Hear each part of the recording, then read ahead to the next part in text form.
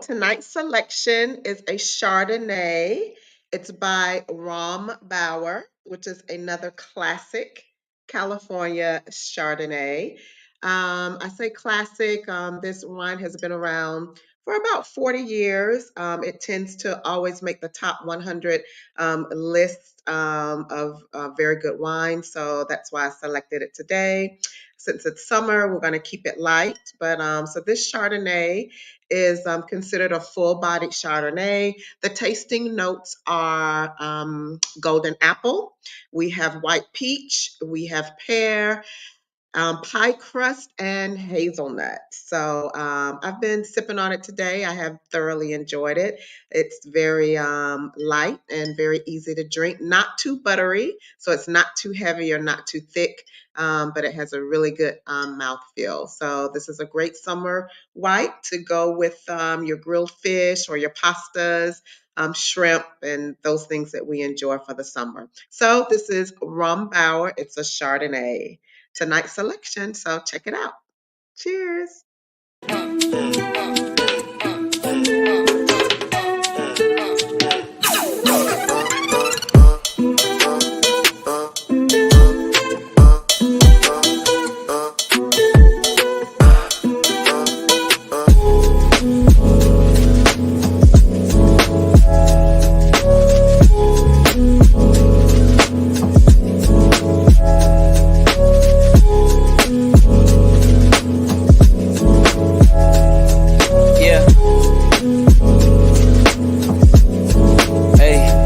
Beginnings on the cusp. Not too old to adjust. Old dogs, new tricks. Remember, I was just a pup. Something dirty in my cup. Clean soul, good karma is a must. Still my shooter in the cut. I was stuck inside a rut. Played the game, made bank, move G. Anything to get a buck. You won't find me in the club. I'm in the lab trying to sharpen up the sword. Swinging blades at these scrubs. Bitches flock like bugs to the light. Getting right. Treat my hoes like these raps. I don't really got a type. Off top, bullshitting. All I needed was a mic. Yeah. Hey, pass the rock, it's all butter. Pack your bags and take flight. Don't worry, it's all covered. Hey, live your life while you can. Our days are all numbered. Rain could cause thunder, but the sun comes after, clearing up the disaster. Isn't it lovely? I ain't looking back, I'm focused on what's in front of me. Everybody days a number, but I'm still here luckily. I know that God got me, so I'm in good company. Yeah.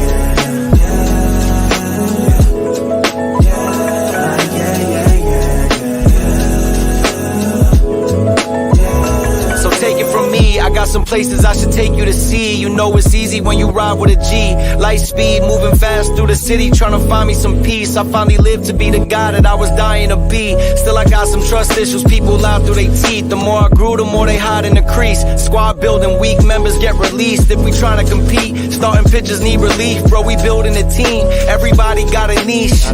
I've been known to play mine to a T, but it's time for me to lead. Picking dirt right out the cleats. Steep path, roadblocks in the streets, trying to knock me off my feet, cause the devil never sleeps. So I don't sleep too, and trying to breach safes that I didn't have the keys to. We all been...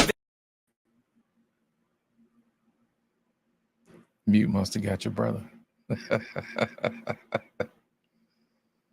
Damn mute button. All right, man. Thank y'all for being here tonight. I appreciate it. I appreciate y'all being here. What's going on? The velvet voice of YouTube. What's going on, my brother? What's happening, man? Anissa was talking my kind of talk. She was talking about pie crust in the mouth and a warm mouth feel. You know what I'm saying? Hey. A warm mouth. That's what she said, a warm mouth feel. You know what I'm saying? A warm mouth. Mouth. That's it. Oh, man. That's how you start a show out. Man, that's how you start out, with a warm, wet mouth. Ladies and gentlemen, thank y'all. Both sides. Both sides. Thank y'all for being here tonight, man. Who we got in this chat tonight, man? Who we got lost? Well, first of all, we have Embraced the Grace as always. You know what I'm saying? Then we have Boss Man in the building as usual, and the lovely Melania in the house. Yes, indeed. And we also have Take Heed to the Message in the building, followed by the chairman of the board, Mr. Paul Bennett in the building. You know what I'm saying? Yes, and we have Lana in the house. A-Team as always. Good to see you. And then we got got EAE in the building. Who else do we have? We have you. What up? We also got Anissa in the building. and Jason Vega. Man, wait a minute, y'all piling on in there. Then we got Mrs. Ginny in the building. Yes, indeed. And I think that's it. Mona D. Hey, Mona D, what's happening, baby? Good to see you. That's it so far, but you know they're gonna be piling in a minute, so you know how that is. Absolutely, man. Okay, listen, man. I want to start this show out by bringing up the people in the back first, and then we're going to start talking about this bicultural person who now seems to be black and wants to win the presidency. So let's see who we got in the back right now. First of all, I want to bring up it's two people on one screen. All right, so I won't be disrespectful. Okay, It's two people on one screen. So I want to give it up to the beautiful, the lovely, God-fearing woman of God, a wife, a loving wife, and about to be a loving mother soon. Give it up for Miss Ginny. Come on, put your hands together. Give it to her. Welcome, Miss Ginny. How are you? I am terrific. I have had a very productive day. Speaking of my soon-to-be parenthood, I went to a parenting class with my husband tonight, and so I'm excited. I feel good. That's what's up. And get your lessons in. Ain't nothing wrong with that. Now, the next person I want to bring up is the person who. Come on, BMU. Anissa is in the building tonight, ladies and gentlemen. Put your damn hands together. If y'all want to know why. If y'all want to know why that light is off in that room over there. Hi, everybody. Good evening. Y'all want to know why that light off in that room over there? We're going to tell y'all later. We're going to tell y'all why that light off in that room over there. That's how he get out of there. All right, ladies and gentlemen, up next. Listen, I don't know what happened. I don't know fucking on. But I know for a fact that somebody came here tonight to watch the damn old video or something. Came in here tonight and said, I ain't coming to play with you niggas tonight. Hold on a minute. Embrace the grace in the building tonight, ladies and gentlemen.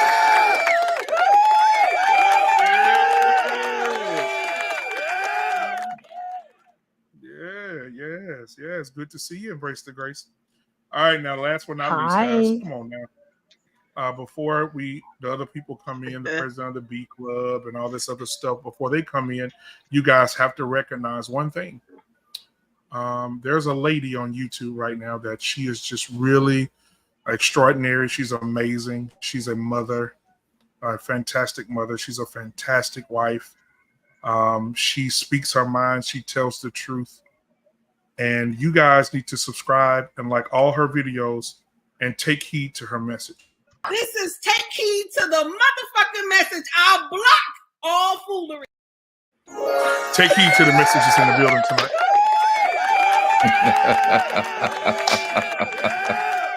That's one hell of an intro. Now, before we move on, we have another man in the building tonight. Me and him in this voting going to be in more agreements than we are disagreements. All right, because me and him are agreeing on some things today. Give it up for yours truly, the freshly shaved R-Pain is in the building. R-Pain, what's happening, man? All right, hello everybody. Hello, hey ladies, what's going on? All right, insane in the pain. All right. Now I want to get everybody's temperature, see how you guys are doing tonight, because that's important. And so we'll start off with the lovely Take Heed to the message, and we'll go around the room. Take Heed, how are you tonight? Doing all right. The family's okay. Everybody's all right. Mm-hmm. You know, we just thank God for another day. That's all. Okay. Absolutely. R-Pain, how are you tonight, sir? I'm cool. Got a date with my daughter tomorrow, so my oldest. So we're gonna hang out. Yes, I'm a stealthily get all the secrets out of her over dinner. So find out how she's doing, set her straight again, you know. So doing what dads do. Well, you know, Big Earl may come to the table tomorrow night and say, "I'm the daddy now." So be prepared. I would have come back on that. Oh my God!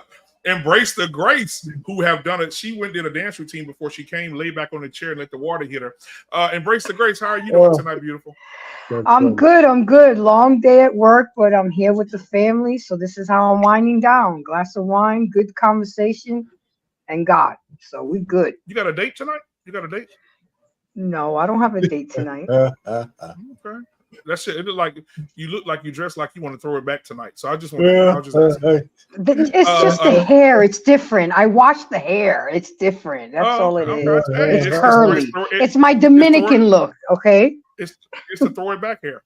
Anissa, how are you tonight, lovely? Uh-oh. Anissa, can you hear me, baby? Okay. All cash apps tonight will be going toward Anissa's internet service because we have to get her away from Cricket Wireless. It's not working. Okay. Anissa, look, she froze right now. This Sesame Street freezing face right now. It's all that wine. All that wine. And Bartholomew over there in the corner cutting the internet because he wants you to throw it back one more time before you leave. We'll come back to Anissa. Praise the Lord, everybody. Miss Ginny is on there killing herself laughing. Ladies and gentlemen, Miss Ginny, man, we're so proud of Miss Ginny. I'm a PhD.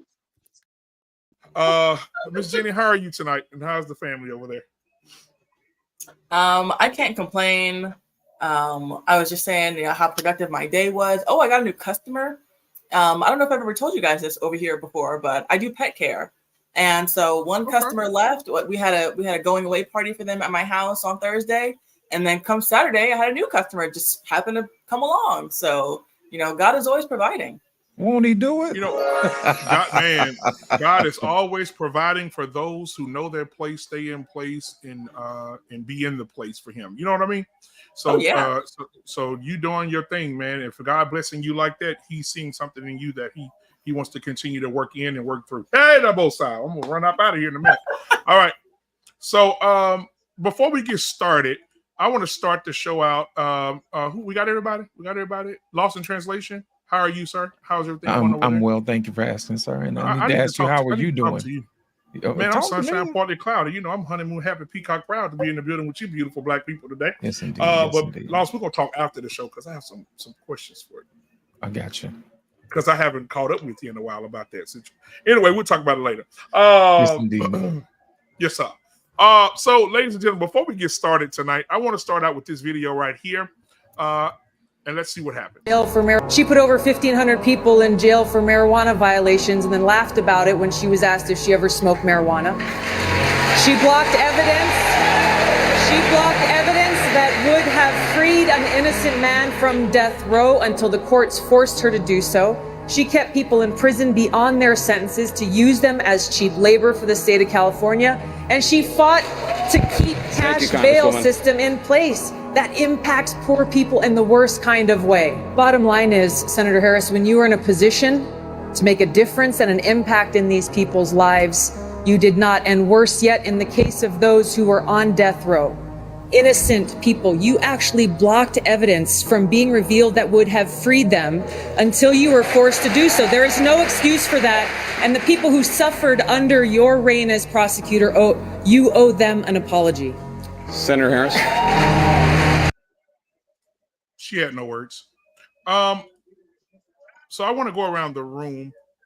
What does Kamala Harris presidency look like after you've seen this? I got another video too. My sister sent me a few seconds ago. I'm gonna play that in just a second, but I want to go around the room first. R. Payne, what are your thoughts? And then take it over. Well, listen, if you see my little caption down there, she's going to represent DEI, ultra-liberalism. People will probably be marrying dolphins before she gets out of office. I tell you what, I think she'd be the worst president the United States ever had. Because mostly the women are going to vote for her and the simp men are going to vote for her just because she's a woman with color to her skin. She don't even associate herself with black people unless it's in her favor. And so I'm afraid that, all the AKAs, Qs, and everybody else, they're going to vote for her just because of who she is, not any of her policies. And just like Brandon Johnson and just like Eric Adams in New York, she's going to put policies in place that destroy black people. You know, so just like they let all those illegal immigrants in, and all the little coin that they put their little tax dollars in, are going to giving credit cards to illegal immigrants. They stay in the best hotels. They get all the training they want to take over the lower rung of the so-called black jobs, the working servicemen jobs. They're all getting trained for that shit. And so she's going to be an absolute shit show. And let me tell you this. Trump, he got what he wished for. He should have hoped that Biden would have fumbled his way all the way through to the election, because she's going to be a formidable an opponent, more than people think. And let me also say this last thing, we'll land it here. If the Democrats try to put anybody in her place, we are all going to see what it means to fight angry black women. And I don't give a shit if they're 7% of the population. Once those ladies start screaming that they got slighted, they're going to destroy the Democratic Party all over the place, because they won't stop. They won't stop. It'll be all over. They'll be saying, you think the black man got it bad from the hyenas? You wait till the Democrats don't put it there, forget it. They're going to lose big. So I think Donald Trump is going to make a mistake, especially if he goes over the line and says anything about her as a woman. They're going to play that goddamn misogynistic card to the end of the time. And, and it resonates with some people. The only way that I said I was going to stop. White women might not like her, but forget it. She got 100%, maybe 99.5% of the black woman vote. And the simp men who want to get pussy that night, they're going to vote that way too. So, so that's, let me just land it there. But I could go on and on, man. She's going to be an absolute shit show. And that's how I feel about it. Appreciate it, R-Pain. I want to hear from Anissa. Anissa, do you think that Miss Harris will have a poopy pants show, as R-Pain would say it, if she's elected president? I definitely don't agree with R-Pain. Interesting times for sure, with what's going on both sides here. I have not really had the time to delve into her record as a prosecutor. I just know the things that I have heard, but I don't think, me personally, I don't think that I am going to hold her, whatever that track record may have been. I'm not going to necessarily hold that against her, because I think that she was operating in the capacity of her job, which was to prosecute. And if you break the law and you get caught on the wrong side of the law, you are going to be prosecuted. I am not familiar with the laws in California and what they were at that time, but I imagine she did her job, and I imagine she worked at the top capacity of her job. That's just how I feel about it. I'm not going to hold that against Kamala, just as you guys aren't going to hold the Central Park Five and the racial discrimination cases and things like that against Trump. So I think that we can probably both move forward on the things that maybe both of them have done in their past that aren't necessarily stellar towards Black people. I don't necessarily think that that she is going to have policies that are against Black people. I have not seen any policies on the opposite side that are for Black people, that are going to help Black people. I have not seen that as well. I don't necessarily think that she's going to have any policies that are against Black people. I think we have to at least give her an opportunity, being that I know everybody's probably going to try to tie her to Biden, but if she's going to be running for president, she probably, I would imagine, going to have her own platform, may do things different. We haven't heard that yet. I think we need to be fair and at least listen to what she has to say. Again, I think it's interesting times. Have to see how this plays out. That's how I feel about it right now. Now, before we move on, I do want to bring it to perspective that Donald Trump did put a newspaper ad out calling for the execution of the Central Park Five. And then even after they were found innocent, he put another ad out. Now that's the bad. The worst is he had no dealings in the police officers that arrested those boys, the woman who have falsely accused those boys, to put those boys in that situation. Now, The difference between him and Kamala is that he put in a newspaper ad, call it with an opinion. Kamala has actually put black men in prison for weed for 15 years, 20 years. This is public record. And I'm gonna put it up here. We're gonna do a show on it. It's public record that this woman had put people in jail for having weed for 15 years, 10 years. And then she goes on the Breakfast Club and says she smoked weed every day in college. So you putting people in jail for 15, 20 years, and you've been smoking weed while you were in college, even when you got out of college. So ain't nobody gonna stop just because they got out of college. And you put people in jail, taking them from their families and their kids over some weed, and you smoke it yourself. But that's neither here nor there. We'll get everybody else's thing. We'll talk about it. Then go ahead. Appreciate go ahead, it. Take heed. Take heed, you're on deck. Is withholding information to keep innocent people in jail a part of your job as a prosecutor? Do you think that's a part of for somebody's job? So I heard, okay, I was watching some news on PBS, okay, and this was a while back. I remember seeing something like this, but I was like, let me go back and check something. So I did a little searching this afternoon, and I found the news again. So Kamala had put somebody on death row, and because she was hiding evidence. Yes, blocking evidence. So the judge had to demand her to bring forth the evidence. This man was on death row. He was going to lose his life because she was holding evidence. Then 1,500 people she put in jail over weed. 1,500 people she put in jail over weed, and she blocked the fact that they can get bail. You know how somebody signed for you if to get bail and stuff like that. She blocked that process in Cali, so you couldn't get bail. You would have to sit there in jail until it was time for you, or whenever they had to call you in front of the judge. So the thing is that Trump has done a lot of shit too. He has done a lot of shit as well. And I understand where everybody coming from when we talk about Trump too. But I'll share something with you. If you say that you are my sister, if you say that we are the same, should you want to fight harder to see if I'm guilty or innocent? You know what I'm saying?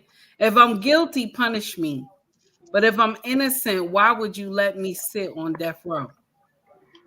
If you have evidence to show that I'm not supposed to be there, why would I still be there? Why would the judge have to demand for you to bring forth this evidence? That's not a good prosecutor. And not saying that she's the only one that has done that. Other prosecutors probably have done that too. But her credibility comes into play. And I'll share something with you. The Dems was very smart to bring her in now. They were very smart because they knew if they would have brought her in 2 years ago, all this would be some problems because people will put into question her capability. People will put into question her past and everything. So they was very smart to bring her in. But the problem that I have as well is that where's the primary? Where's the primary? Y'all say that our vote matters. Where's the primary? Because the delegates, she already got the number for the delegates, right? But the people, we the people, didn't accept her. So I don't see how we're doing this, but I'm gonna share something with you. Republicans, y'all listen, y'all better remember this day. Remember this day, because when y'all turn come around, make sure you say in 2024, because this does not make sense to me. Because all the while they knew Biden was in trouble. When he was falling and everything, they knew Biden was in trouble. But I'm going to share something with you. I will take the blame in that too myself because I voted for Biden. I voted for Biden because why? C19 was on demon time and everybody was scared. So we went with something that was comfortable for us, and Biden was comfortable for us because Barack and him was tight. So we believed that everything was going to be all right. But we forgot about 1988 and we forgot about 1994. Okay. And then we sat up there when he told Charlemagne, if you ain't black if you don't vote for me. You know what I'm saying? Because the Dems had got comfortable with us giving our vote to them like candy. The Dems got comfortable because they know that's what black people do. I was watching The View, right? And The View was even saying, one of the ladies on The View, she said she was on a phone with 70,000. She said on a line, 70,000. Somebody, there's an echo, please. She was on a phone call with 70,000 women. 70,000 women. Some woman from The View, I forgot her name. She said that they asked them to get up about 1 point something million or $1 million in 30 days or something. And they got up 1.5 million in 2 hours. Black women are ready to put their stamp of approval on Kamala because they want to see her there. They want to see her there. But this is the whole problem right here. Black women are not the only people that can get you to the presidency. There are other cultures here that will lead you to the presidency. Black women only make up 60%. Yeah, it's 16 million black women who are eligible to vote. That's only 67%. So it's not just black women you need every race of woman to vote for you.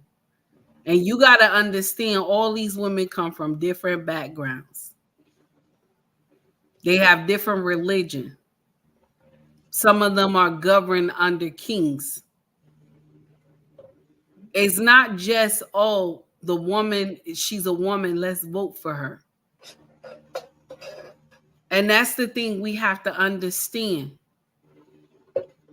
Because I'm going to share something with you. If we really wanted a woman to vote, right? I mean, if we really wanted the woman to be the president, right? Hillary got some shit with her too. But Hillary is more qualified than Kamala. Why didn't she make it? And I voted for Hillary. Why didn't she make it? She's more qualified. What does that tell you? America is not ready to have a woman president. I don't care who get behind. Because 98% of black women got behind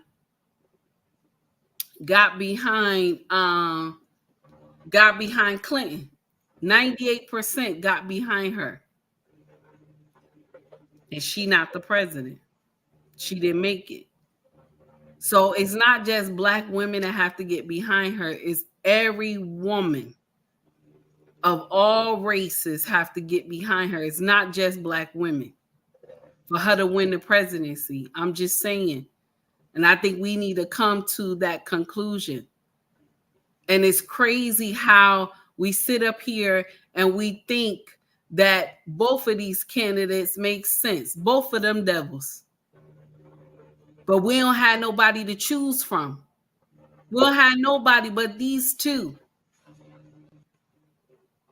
But I will share something with you, and a lot of people will get mad with me after this live. I give two shits. But I don't want to see a woman president. I don't. We too emotional. I don't want to see a woman president. I really don't. I don't dislike my sisters, but I do not want to see a woman president. We don't handle shit well when we get upset. Somebody don't like what we say, we get upset with them. Somebody don't follow what we say, we get upset with them. Even the best woman who has a PhD, college degree, and all that, she can get indignant at times. So no, I don't want that. Men do business. Trey said this at best. Men do business with men that they can't even stand, but because they make money with them, they gonna handle that business. Women don't do that. If I don't like you, bitch, I don't like you. That's it. And I'm not gonna fuck with you. That's the truth. I'm done. I'm finished. Yeah. How do I come behind that? But I'm gonna try. I'm gonna try to embrace it. Let me tell you something. America is on critical condition in the ICU on life support. And there is no way that America is ready for a woman president, because emotionally she will pull that plug without thinking of the consequences. That morning they said that President Biden is not dropping out. And then 3 hours later, they introduced Camilla. They are grasping for straws. They are shuffling around papers. They don't know what is going on in their own party, because they know that Trump won July 13, 2024. I would be happy to see a woman be president, especially a sister, but we not ready. She doesn't have the balls to clean up this country and fix this country. And people are going to vote her for the wrong reasons. I get it, take heed. It's the lesser of the two evils. I get it. I'm already getting threats that the people are going to unsubscribe to my channel because I've outwardly said I'm voting for Trump. First time in my life. I've been a Democrat all my life, but you know what? I'm sick of this shit. I'm sick of it. Nothing changes if you don't change nothing. Okay? These are longtime politicians. They know the tricks of the trades. See, Trump, he a regular person, rich regular person, but he gets things done. I don't know if y'all saw that speech on the Republican National Party that went 92 minutes, but I watched it from beginning to end, and that man is clever. He's smart. He's strategic. The way he spoke, his speech, the way he worded his words, the way he whispers after he says so. I majored in communications in college, and I saw the tricks that he was using to tug at our heartstrings, our emotions, and everything he said was right. Taliban didn't mess with us for 18 months. Russia wasn't in war. So I hate to say, ladies and gentlemen, please don't vote for Camilla just because she's a woman and she's a sister. Vote for the better candidate. And yes, history does matter. The shit that you did when you was a prosecutor does come up now. That's why you're supposed to. You're not supposed to expose your skeletons in the closet. Some of us have cemeteries, and it's gonna come out. And then it's out there that she slept her way to the top. And now you want to she's never claimed that she was black. And now all of a sudden now she's a black woman overnight. Wow, if she can do it, then I can do it, right? I mean, come on now. Let's really think about this. And then let's see who her running mate's going to be. That has to be strategically picked out too. Because if you guys notice, Trump picked a 36-year-old, strong, healthy, beautiful wife. So if God forbid something happens for him, he'll get the presidency, and he'll get 2 more terms. They see how the Republicans look at the forest instead of the trees in front of them. Trump already planned the 12 years for the Republican Party. So I'm just telling y'all out there, please don't do your homework, do your research. Don't be so quick to vote for Camilla just because she's a sister and she's a woman, because America does not need a woman right now. We need somebody with some balls, who ain't scared to tell a country, we ain't giving you shit. We ain't allowing you to sell nothing. We gonna put sanctions on you, and y'all ain't going nowhere. Will Camilla have the balls to do that? Think about it. I digress. My mic is muted. Well, before you go, Miss Ginny, she went to Africa. I don't know if y'all saw this. I'm gonna find it though. She went to Africa, and the African president said, I sat down with other countries' leaders, and we talked strategically about military, how we're going to collaborate together and how we're going to work together against the enemy, and how our militaries can share military tactics. He said the vice president of the United States came here and wanted us, she did not want to talk about that with the other leaders. She wanted to talk about the LGBTQ community. Yep. She wanted to talk about gay rights. And he said, and she said, if he didn't accept it, they would cut them off from everything that they give their country. And he told her, you could take all of it because we're here trying to make men soldiers, and you want us to accept the gay agenda here in Africa. That's not going to work. So Miss Jenny, what you put something in the chat and put it up here. Miss Jenny said this: Trump could be in the ground right now, and Homewrecker Harris would still never get my vote. Damn. Can you elaborate on that, Sister Jenny? Jesus Christ. That's what I'm talking about. Lord have mercy. Go ahead. Lord have mercy. Yeah, I feel like I'm pretty predictable. People can kind of figure out where I come from and where I stand on things. And so I have a zero tolerance policy for cheaters and homewreckers. I used to be a really big fan of Ariana Grande. And then she took that woman's husband. They had a 1-year-old child, and now I never listen to her. I would never play any of her music ever again. And Kamala Harris is objectively a cheater. What she did is on the record. It's well known. It's well documented. Willie Brown, I think his name. He had an affair with her, and that woman had 3 kids, and it's an absolute disgrace. And so I don't care what would happen. I mean, there could be a grilled cheese sandwich that would be on the Republican side, and I would never vote for Kamala Harris. And then on top of that, if that wasn't bad enough, she's extremely pro-choice. And sadly, Trump is not pro-life enough for me. And so I'm pretty much a single issue voter when it comes to that. I don't vote for anybody who wants to slaughter the unborn. And so the fact that Trump at least did something for the unborn, that's why he gets my vote. But Kamala Harris, I mean, she supports termination of pregnancy all the way up through all 9 months, which and even past, like in here in Virginia, our past governor, Ralph Northam, he signed a law that said that you could, terminate, that you could literally kill the baby after it's been born.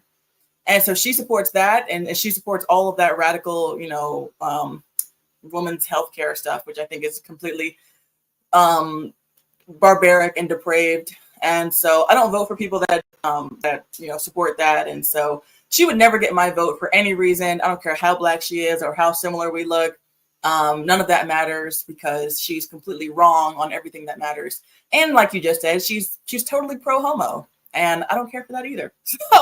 So she's just not, she's not for me one way or another, or, however you slice it. Thank you, Jenny. And now for the gentleman of the evening, Trey. Welcome to the show, brother. Thank you, Pat. First of all, let me ask you, how are you this evening, my brother? I'm perplexed. You perplexed? That's what I am. I'm perplexed. I don't understand black women, and I don't get y'all. You don't make sense to me. Here's an opportunity for you guys to stand for something, and you guys are going to fall for the okie doke yet again. She's going to do this to you. The Democratic Party is going to do this to you one more again, and I'm gonna prove it. About every 4 years, we get a case of police brutality. About every 4 years, we get a case of police brutality right around election time, and on cue, we get the Massey case. On cue. We get the Massey case. Now, the Democrats are going to use this as an opportunity to temper police reform. No, you won't. You didn't do it with Obama. You didn't do it with Clinton. You're never going to do it. But what you are going to do is you're going to use this case to bring black people in, to make them scared, use it as a scare tactic, and get them to vote for you, because that's what you do. Now, here's my issue. Kamala Harris, President Biden have said that Trump is a threat to democracy, was the exact words they used. He is a threat to democracy. And yet I did not see a primary.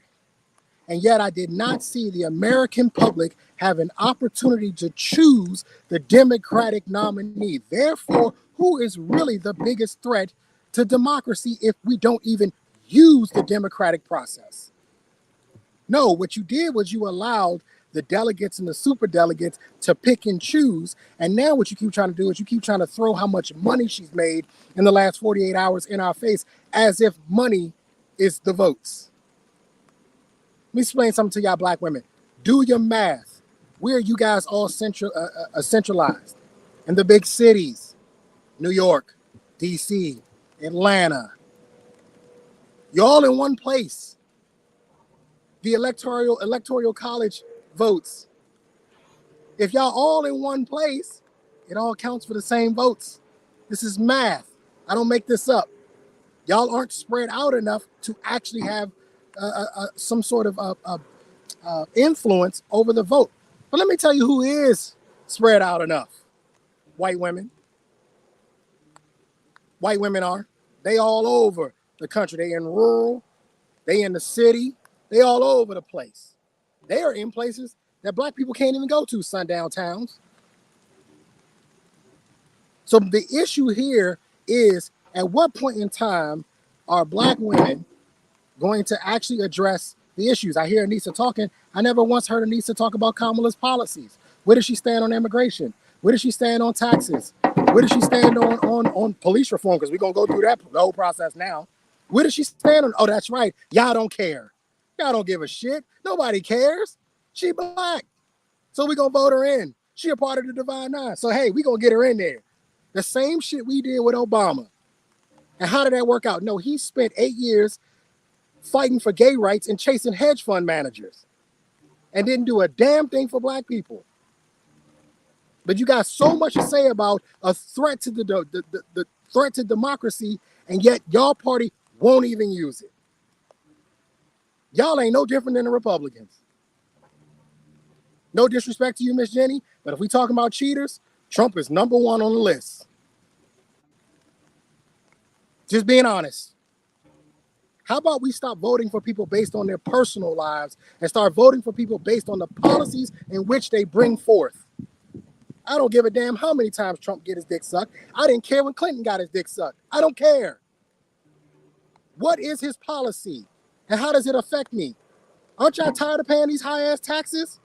Wouldn't it make more sense to place tariffs on countries that bring all their shit into our country that we buy? Check your clothes right now. I guarantee you say made in Taiwan, made in China, or made somewhere other than America, but they ain't paying a damn bit of taxes for it.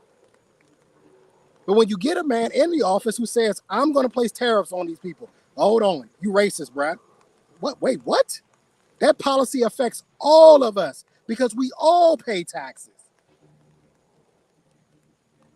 Focus on the policy.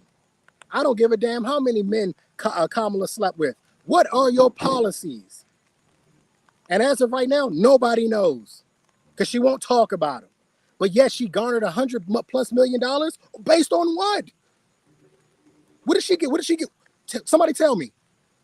Tell me what she got it on. Tell me her policy. Anissa, anytime. Tell me where she stands on immigration. Because that's what she was in charge of, and she failed. She been asleep at the wheel. She be going to ribbon cutting ceremonies for the last 4 years. I'm done, man. Oh, wait. Go ahead, Loss.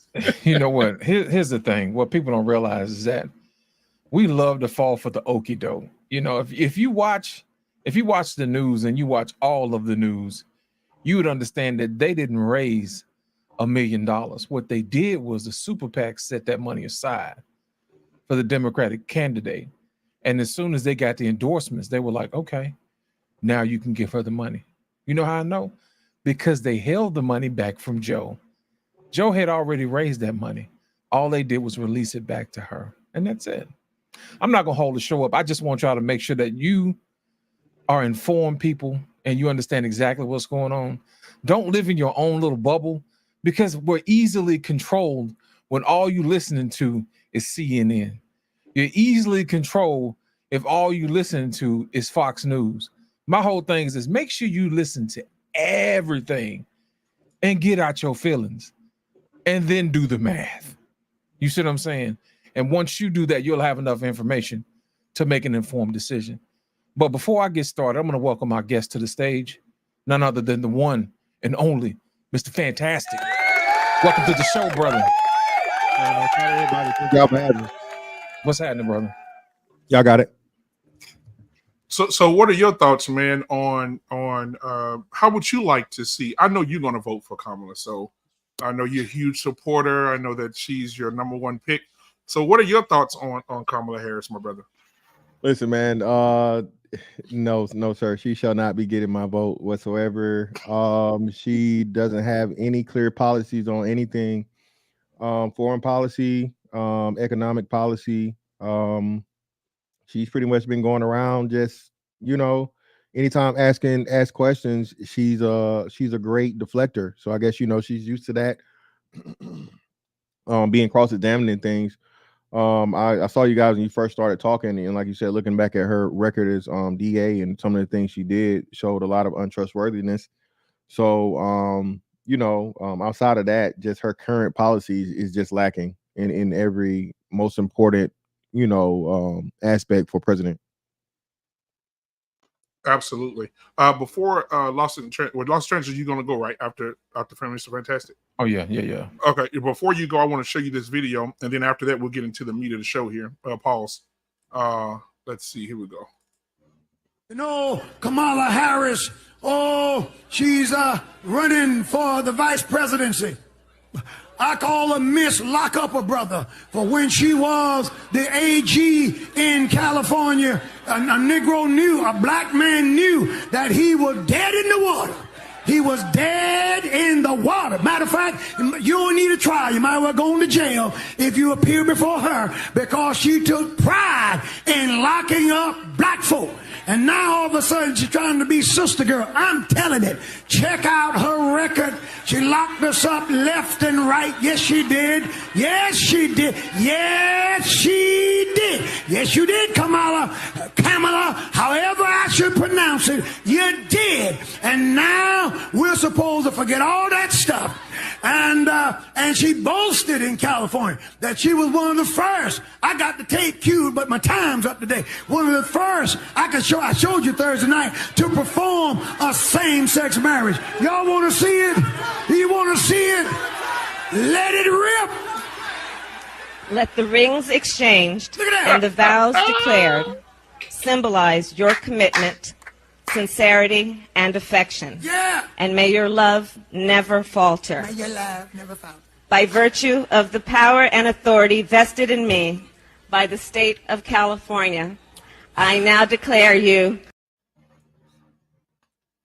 She's got to be stopped. All right, go ahead. Lost in translation. You got it. I wasn't ready for that one, man. Man. But all it did was give me some more wood, man, for this file I'm about to be. Whoa, pause. Oh, okay. Go ahead. Listen, man. When you vote for somebody, man, don't just look at them. Look at the damn team they're building behind them, man. You know what I'm saying? Is this team that they're building for what you stand for? Ladies, if you stand for families and America and making sure that everything is all right, this ain't it. You can't build no family like this. I don't care how you want to say it. If you call yourself going to church, that's gonna be between you and the good Lord above. You know what I'm saying? My whole thing is this, man. Look at your team, man. Look at your team. Look around. Who all is behind this woman? You see what I'm saying? Who all is behind people who put together these teams? You see what I'm saying?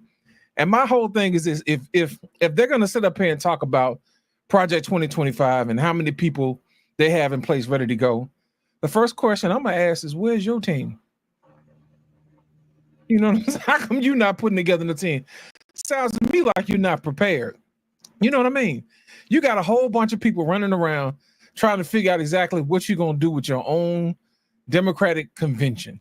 Y'all don't know who going to be the doggone nominee, but y'all going to go ahead and slide somebody in who really didn't even work for it. Is this what we come to? Is this what competition is? Is this what we stand for in America? We just going to go ahead and slide somebody on in there and not even vote for them? Is this what we gonna do? Man, how is that honest? You know, if you go to court, you would expect to get an honest shake and an honest deal if you find yourself in a snafu. But you got to think about it, man. If you in a situation and you looking for an honest shake when it comes to justice, you're not gonna get it with her. She already told you she gonna withhold information if she don't like you. She already told you, black man, she don't like you because she didn't marry one. You know, she already told you what her foreign policy is going to be because she got a Jewish husband and kids and none of her own. You see what I'm saying? She already let you know she got an axe to grind with black men. She didn't even consider asking us for our vote. She went and got on the phone and called all the sisterhood and said, guess what? I need your money. And you know, the killing part about it is they really didn't raise no $1.5 million in a few hours. They didn't do that. What they did was they asked the AKAs for $40. You know what I'm saying? For some strange reason, it always come back to 20 in the front and 40 in the back. It always comes back to $40. You know, what is this proclivity that we have with $40? You know what I'm saying? It's just like we can build a whole nation with $40. Let me tell you something, man. I'm upset with women because they get mad when they don't want to pay their fair share. They want to shame men into paying all the bills, don't want to help at all, but they'll turn around and give Chris Brown $1,100 of all kind of child support money and give it to them. They'll turn around and give Kamala Harris $40 to raise, quote unquote, allegedly $1 million, and their kids don't have food. Their kids don't have backpacks to go to school. Dr. Umar whole school ain't been built yet. Y'all could have gave that money to that man, and Frederick Douglass would be standing right here to this day. That lets me know that you really ain't for our community.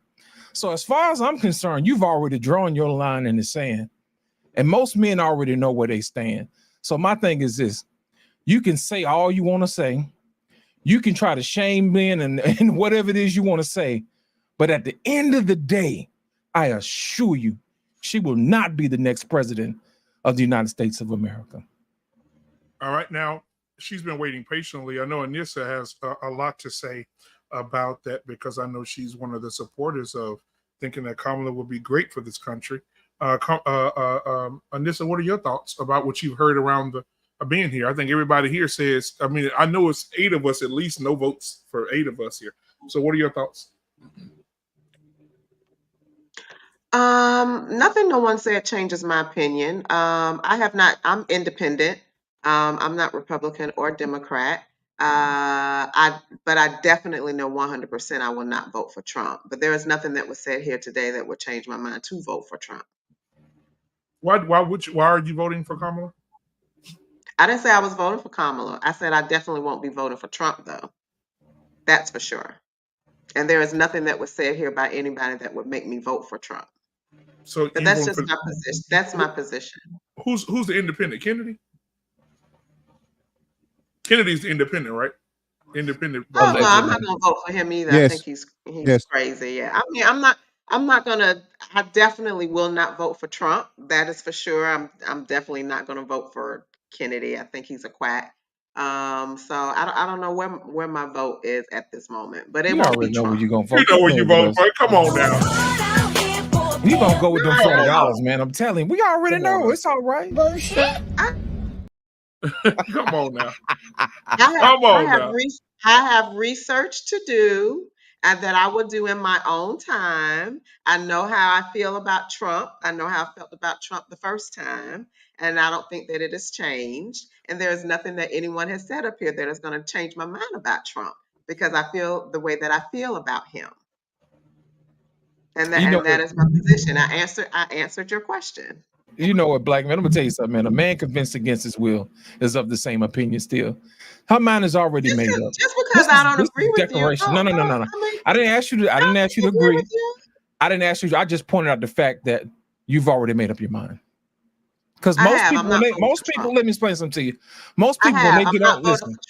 Let me explain something. Most people when they get on TV, they always gonna say, "Well, I'm an independent," oh, I'll stand for this, and I stand. No, you don't. I vote for You the I don't. vote for the best. I vote for the No, best you don't. person. No, you I don't. vote for the How's best person how's and my the whole best thing is, policy. if you're voting for the I best do person, not believe just because I don't agree with you about Trump I never does asked not you mean I'm to. going to vote for Kamala. I never asked you to, I don't because think I'm Trump is smarter the than best that. person, and I don't think he's the best person for the job. 20 in the front. That And is for 40 in the sure. bag. You know what I'm Hey, saying? My Lit. whole thing Hey, is Lit. this: if you Okay.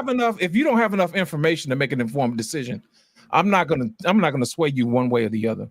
You see what I'm saying? Your Well, you're information is what assuming you I don't have, have but at and the I have same not time, researched Kamala, but I know Trump, and I will not vote for him. I know him well enough to I'm say not I can tell asking you you to. 100% for that. As a matter of fact, I implore you So to don't do sit more up here research. and say that I'm not informed. You're But making my an thing is, if assumption you're that going I'm to not vote for informed. your candidate, I'm informed enough about that individual that I will not vote for him. Hold on, yet. Lost. Hold on, Lost. Now, Go now, ahead. Nissa, this is contradicting Yeah. now. This is contradicting. Let me tell you why. Because you always say that It's women not should strive for a contradicting. I man told that you got. straight up I wasn't going to vote for Trump. No, hold on, Nissa. You say women should always strive for a man that can take care of them. They don't have to work. They can sit at home. The man Trump fits all of those areas. He's rich. You can be a stay-at-home mom. You don't have family to man. work. Silly. None of us are going to marry Trump. Let's be clear. Oh, Okay, so you know, that's the if Trump, difference. if Trump When I wants you to pick, throw it back, you're when gonna I throw it pick back. a Stop the cat. leader, Oh, stuff. Let me ask a question, though. oh my God, I think he Let me is ask a question, Nissa. disgusting Nissa. white man. I Like would I Let me never. said, ask a my But question. mind is here's the already thing. made up. No, My no. mind is Can I ask already a made up. question? Leader. Can you guys hear me? I'm Let me ask a talking. question. I'm talking. When Her I mind is pick already a made up. leader, I look at character, I look at integrity, I look at Really? honesty, I look Character? at convictions and Integrity? felonies and indictments. I look at those kind of things. Character? Now I And know those things You're probably asking me the don't matter same to the question majority of over and you over and over and over because and over. I'm like tired he of it. I'm said, you all drained. can relate to him on that level. Oh oh my my God. However, goodness. those things matter to me, which is why I would never vote for someone like Trump. Well, let me ask you this: Would you That's vote for just Can my I somebody? ask a question, man? Let Would me you ask a vote for question. somebody who stands in the way of justice, who hides information from an innocent man from being on death row? Is that the same type of I think that integrity man that you were he's voting still on for? death row, isn't he? I beg your Is pardon? he still on death row? No, Kim No, he ain't. Kardashian got him Okay, off. so Somebody nobody else else had to got step it. in. Yeah, Kim Somebody else had to Kardashian got him. twist our arm and Okay. say, you know what? Yeah, Give up the information. Kim Kardashian got him out of jail. Can I ask a question, though? Okay. Let me A ask white you, woman. That's great for him. Can you guys hear me? We go ahead, Arpane. Yeah, let me ask a Yes, question. sir. Listen, in every election, right, there's a combination of knowledge and unfortunately feelings, right? I think that's every election for almost every candidate, right? So I don't there's maybe it's not imbalance, maybe it's not a balance, but there's certainly some percentage of people who vote for somebody based on they know what that person stands for and they know how that person makes them quote unquote feel. And unfortunately, when it comes to the softer sex, that used to be softer, I think the feelings need more than whatever the goddamn policies there is for a guy. But men are not immune to that either. I mean, I see on my Facebook page, there's a whole bunch of men saying I'm for Kamala. And I'm looking at them, I say, man, are you guys crazy? You know, so, but they're voting based on feelings because you certainly don't have no policies that they're standing on. So I just think that, like I've been saying for almost a year now, I don't really care about the election as long as the Democrats lose in every swing state. Whether that means they win the election, great. But wherever we're concentrated, I don't think we should let the women change our minds about the election, because I think black men in particular were moving away from the Democrats, maybe not in droves, but big enough to make a difference. And now that the women are going to be just all, panties up in a bunch over Kamala Harris, most of them, I don't think they should change our minds. And I'd like to see black men stand up and just stick it to everybody, including the black women. That shit is bullshit. This chick doesn't deserve to be president. And right on your network, I did a video. We did a stream on why black women don't have the temperament to be president. Maybe no women, but this may be a few. And I have my favorite. But let me just land it there. So I think a lot of feelings are going to get wrapped up in this shit. And the last thing we need is a DEI president. It's the last goddamn thing we need. Fantastic. It's on you, brother. I ain't gonna make you wait too long, man. Come on.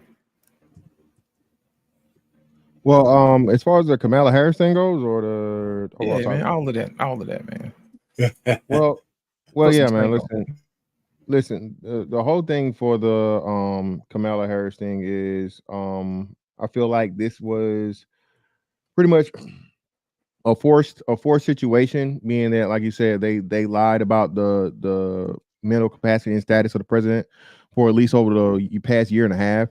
Again, I was saying this, and it's funny but not funny, but I've literally not even seen one senior citizen I know personally, and I know people that they'll be like 80 years old and in the 90 fall that many times, like in life, like for real.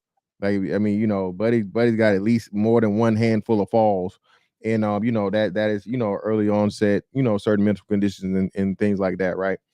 So again, to see this man, and then, you know, I guess the straw that broke the camel's back was his stumbling and mumbling in the debate. And again, he's just not capable. So, you know, hey, this is a perfect time now to where, you know, there talks of, you know, he could have been blackmailed in some way about, you know, previous things that were going on, and that was in that laptop. So he went ahead and stepped down for the sake of, you know, not only his political legacy, but, you know, possible criminal activity, you know. And now we're pretty much here where we are, to where we still don't even know, like, well, officially, I mean, you know, some people are fighting it, if Kamala is if she is indeed going to be the presidential candidate. I think what the DNC convention is next week, and she pretty much just skipped over everything other than the super PAC delegations, right? So the people didn't even get to really choose. So I feel like that's going to be I just don't see her winning. You know what I mean? From so many standpoints, her political unlikeliness or unlikability, I think. Again, remember, if you went back, Tulsi Gabbard absolutely destroyed her. You know, she had to the point of where she had to drop out. Yep. So I don't see her being able to garner. And then if running on Trump again, it just, you know, saying the numbers at what it was the last time, Trump was the second highest vote getter of all time of presidents, right? Biden had to beat his record to beat him, you know, and we know that was, you know, what it was. But yeah, I don't see Kamala Harris being able to have the backing to be able to beat Trump at all. All right. Well, I want to say this here before we move on to the subject of the night. Thank you guys for being here. Hit the like button, subscribe button. I think we do have a couple of super chats. Yeah, we do. We have Big N11 with $10. He said, "I vote for Payne for president." Boy, we damn sure be in the hole then. But we appreciate that $10 super chat. We got another one, Marriage, Politics, and Sports, which is our Payne $5. Thank you, brother. He said, by the way, Kamala Harris most likely will be installed as president before the convention. Prediction. That could happen, right? Because right now, you know, they say he's sick. Nobody has seen Joe Biden since the 17th. He's supposed to be on TV tonight, man. Yeah, nobody's seen him. He's supposed to be on TV tonight. He didn't show for that. He didn't show up for Kamala Harris's first speech. He's just been on the phone on speak. So they may do that too. Because just think about it. A man walking around shaking hands with invisible people and shitting on himself. I mean, think about it. I mean, I don't think he's going to be president until November. Let's just be honest. You just got to be honest with the whole Black man, here's my whole thing, man. What people got to realize, this is bigger than Trump. You know what I'm saying? When you voting for Kamala Harris, you say, for instance, you do win. Now you got Putin. What you gonna do? Nothing. Now you got Kim Jong-un. What you gonna do? She's gonna try to do to them what she now did. You got Iran. What you gonna do? Yeah, she's gonna try to do to them. She's gonna try to do to them what she did to get the vice presidency. But they don't play those games over there. That's what we keep trying to tell them, man. They don't play them games. They don't play them games over there. They don't want to hear nothing about your DEI. They don't want to hear about your alphabets. They don't care about none of that. They will light you up, and they do not care. They will test her. They will. This is bigger than Trump. Yeah, if she wins, we will definitely be the laughing stock of the world. For sure. They're going to laugh us out the fucking building. And at least with Trump, and I know that, you know, my sister Anissa, she knows this too. They're going to laugh at us. They are not going to respect us as a country. If she becomes president, there's no respect left for us. they're gonna be like, oh, okay. Okay, this is what we're doing. Okay, cool. But I'm gonna play this last video, then we're gonna get into the conversation for tonight. Here we go. The difference of standing on business. What's the message to Iran? Don't. As President Biden said, just don't. Exactly. One word. Pretty straightforward. I'm gonna bomb the shit out of them. It's true. I don't care. I don't care. They've got to be stopped. All right. Straightforward to the point. But I do want to get into the to the show tonight, man. Guys, let the women work. Black men should be stay-at-home fathers. All right. I want to start with Anissa. Anissa, what are your thoughts about because I want to say this before we start. Black men make up the largest amount of men who are stay-at-home fathers right now, statistically speaking. So what do you think about that growing number of men who are staying home while their women work? Anissa, what are your thoughts?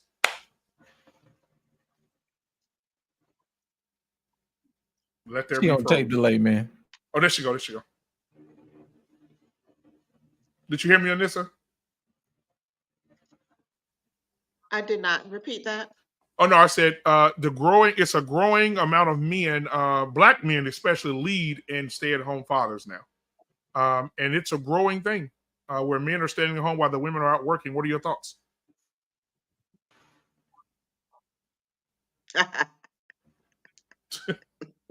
What's my thoughts on it? If it were me personally, the only person that's going to be staying at home is me. That's how I feel about that. Period. Point blank. Wow. There's hope for you, yes, sister. Take heed to the message. What are your thoughts, baby? No.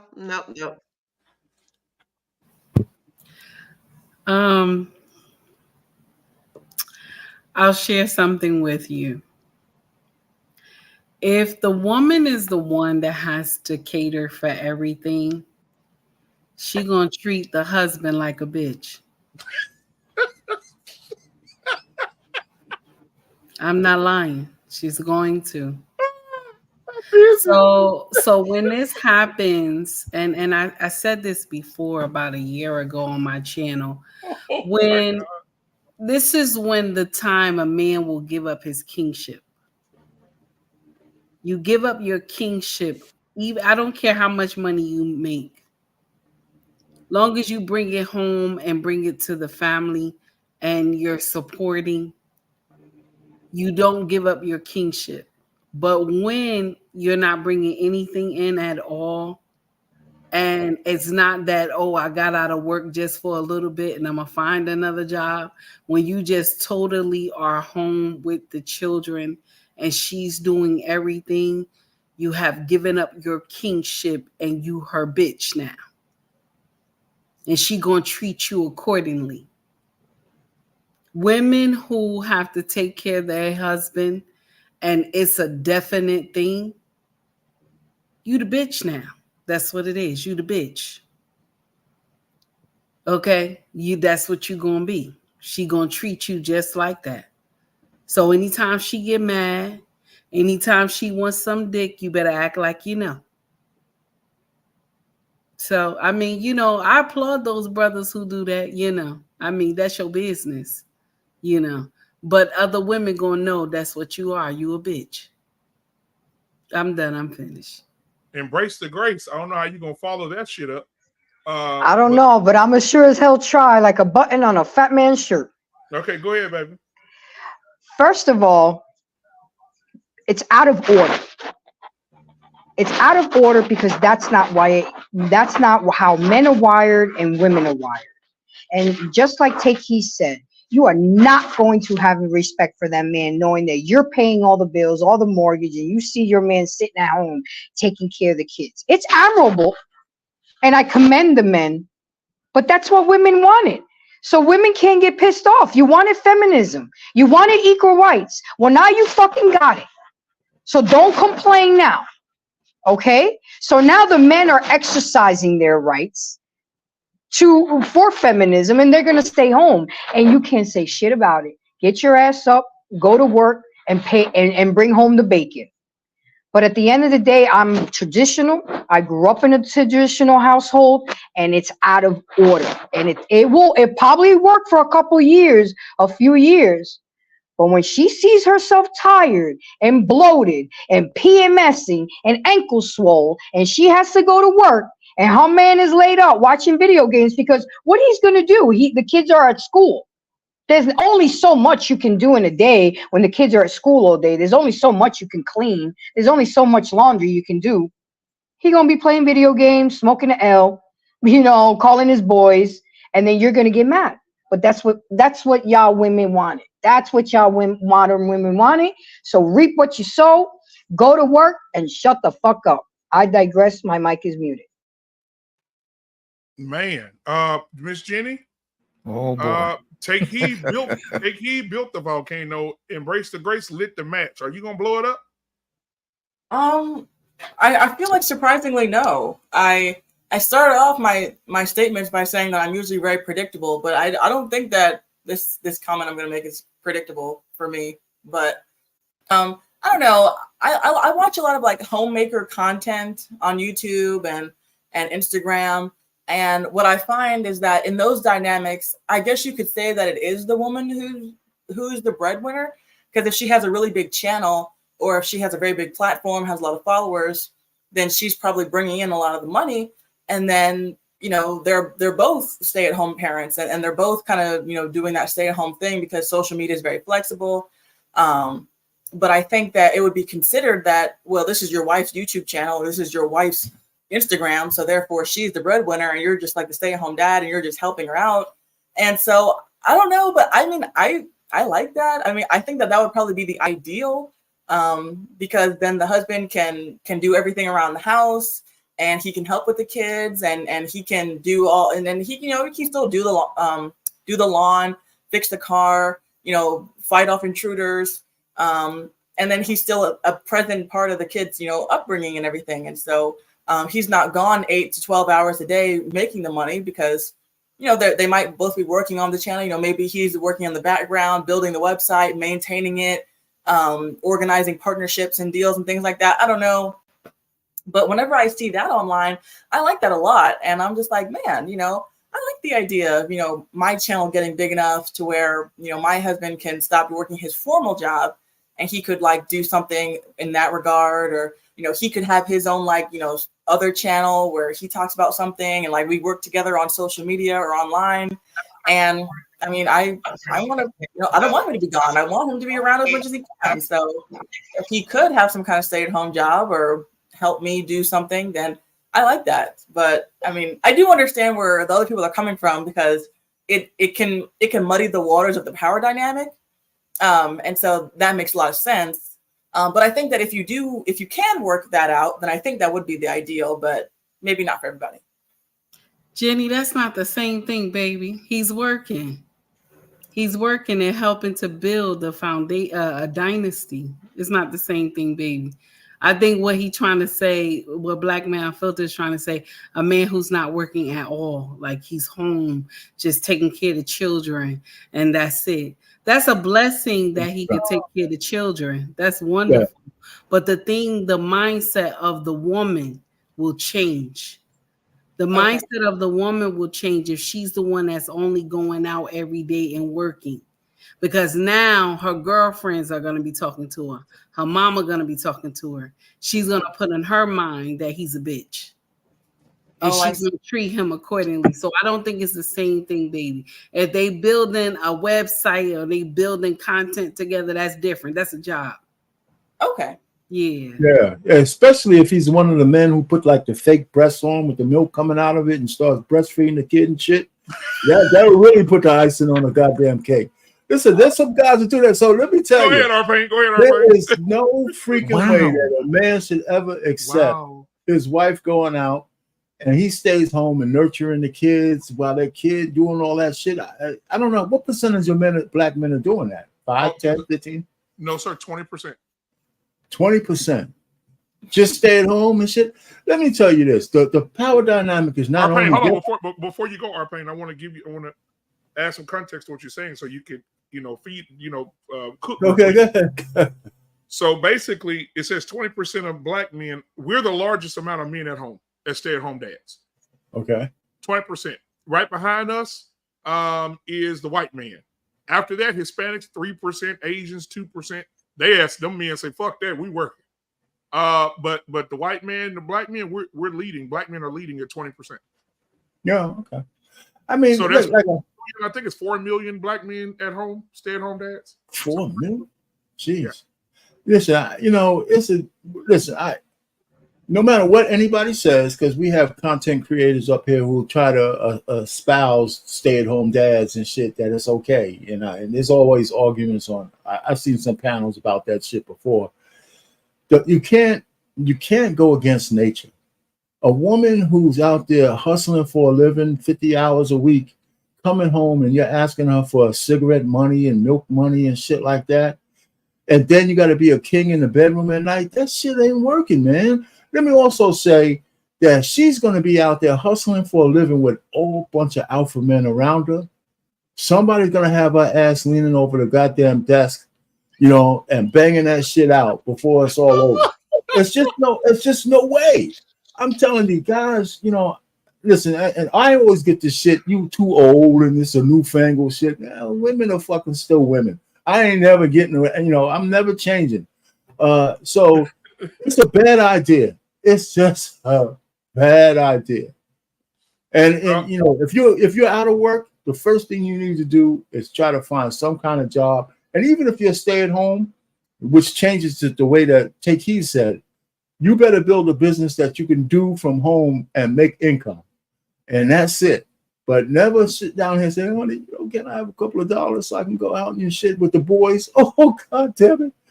Man, this shit is just no way that shit works. None. Well, let me just end it there. Mr. Fantastic. Hey man, you're gonna get married, one day, man, and she's probably gonna she's gonna make more than you, man, and she's gonna want you to stay at home. So, how do you feel about these stay-at-home dads, brother?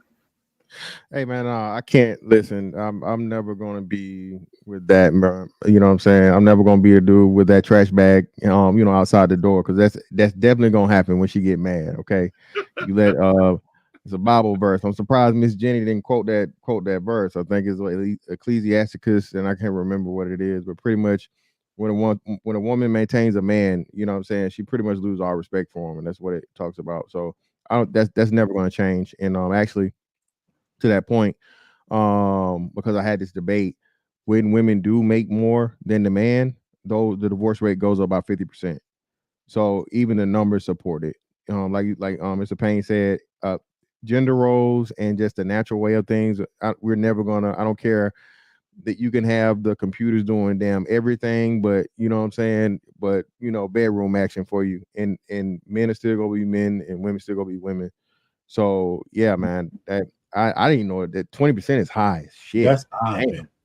Yeah, that's crazy. So, and again, man, I'm just so surprised that it's even that situation.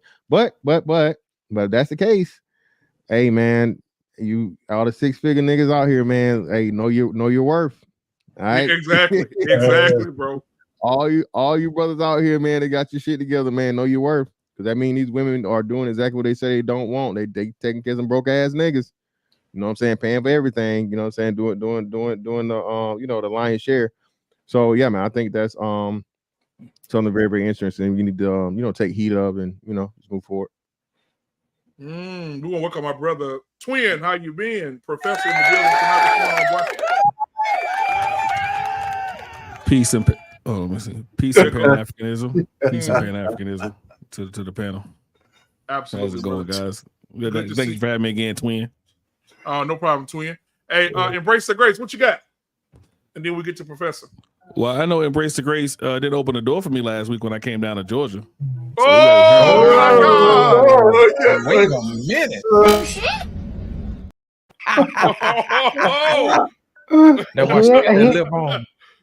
Here we go. Got that red lip on. Hi, Professor. How are you tonight? I'll be doing a lot better when you open the door. Oh, Jesus Christ. Black man, I already spoke on this. I'm kind of retarded. Yeah. Okay. Hey, as long as you take accountability, that's all it's about out here. Wow. Wow. But no, I want to say this real quick. Embrace the grace. Yes, sir. When you marry whoever you choose, because it seems like you're a hot commodity these days, your cheeks are on fire. But when you do get married, and you making real good money, and are you going to go ahead and tell your baby that, hey, baby, you know what, you can stay at home? No, it doesn't work. I lived that life, and it doesn't work. I worked 3 jobs while he worked 1, and it didn't work. It didn't work.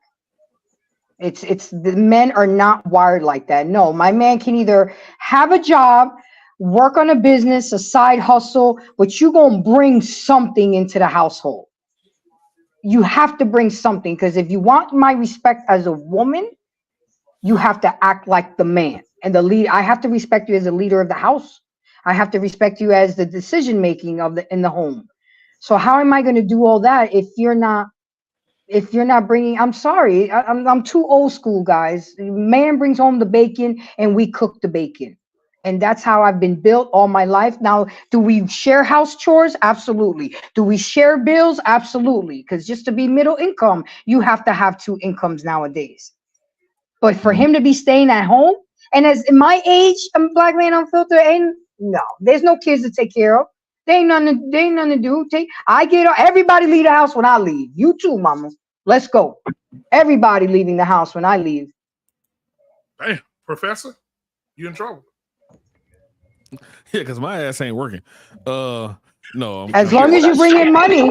If you're bringing in money and not working, then that's fine. And it has to be legally, sir, because I'm not going to jail for you.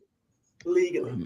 I'm just glad you said you know how to cook the bacon. Women I met that can't even spell bacon, but no, and my fat ass love bacon. But anyway, no, I concur with a lot of what everyone else is saying. Yeah, a man has to work. I remember I met a real estate agent one time. She said, "Oh, my husband's a stay-at-home husband." And I looked at her like she had 3 eyes and 4 titties. So I like, hold on. I didn't know what, like, your man stay at home and take care of the kids. Like, where they do that at? But no, some people do that. I guess it's cool for some people, but as for me in my house, I'm gonna go to work. I may not make as much as my girl, or I may make more than my girl. It doesn't matter. We make more together, and I'm going to work. I can't just sit at home and do absolutely nothing. That's not gonna happen. So I concur with everyone else. I'm going to work. Now, before Lost gets in here, Lost, go ahead and go. Then I'm going to add another perspective to this thing that I've read. Black Man, here's my thing. If your respect is for sale, Did you hear what I said? you can keep that shit. You can keep that shit. You know what I'm saying? You can stay over there at your house with your cats and your dogs and somebody else's kids. You know what I'm saying? What's wrong with you people? You know what I'm saying? Your respect is for sale. Let me tell you something. My doggone protection ain't for sale. My provision ain't for sale. You know what I'm saying? None of that. My wisdom ain't for sale. You know what we got to start doing? We got to start charging these heifers for everything. Did you hear what I said? Because we need to run them a tab. You know what I'm saying? Because clearly what they don't value in men is the very thing that they say that they bring to the damn table. Did you hear what I said? They're going to sit up here and they're going to talk about, well, you know, I clean up and this, that, and other. And they turn on the man clean up. It ain't shit. Did you hear what I said? You see what I'm saying? They're going to say, I take care of the kids all day, but if the man do it, it ain't shit. Did you hear what I said? Let me tell you something. If your respect for me is for sale, you can keep that until you learn. You keep that until you learn. My whole thing is this. Black Man, let me ask you a question. What would it look like if all the men stayed at home and kept their kids? I can tell you what I can probably surmise. The boys wouldn't be in trouble. You know what I'm saying? Because the dads would understand them. They'll go out and get exercise. You know what I'm saying? They'll go out to the gun range. They'll go out and teach them ain't nothing in this world for free. You know what I'm saying? They'll teach them to go out there and take care of business, you know, and don't cry and don't moan and don't holler about nothing. You know what I'm saying? They'll teach them how to figure things out, you know, all of that stuff. But my whole thing is this: if what got us in this mess that we in is letting the women coddle the kids, then I can't help but think the men. Did you hear what I said? The men got the answer. They got the answer, man. So if you ask me, 20% is nasty work. But my thing is, if it's getting the job done, man, let them do their thing, man. Let them rock out. Y'all sit up here and y'all want to holler about, yeah, I want to make all the money, blah, blah, blah, blah, blah. But my thing is, if you lose respect for him when he doggone doesn't work, but yet he still maintains respect for you even though you don't work, the problem ain't with him. The problem is with you. What I said. The problem is with you and what you value. You see what I'm saying? You can shake your head all you want to. But the minute we doggone flip this thing and we drizzle it up and drizzle, and then all of a sudden it's a problem, you might want to think about something that you're doing wrong. Because just because you change it around, it's still the same thing. It's just like in math.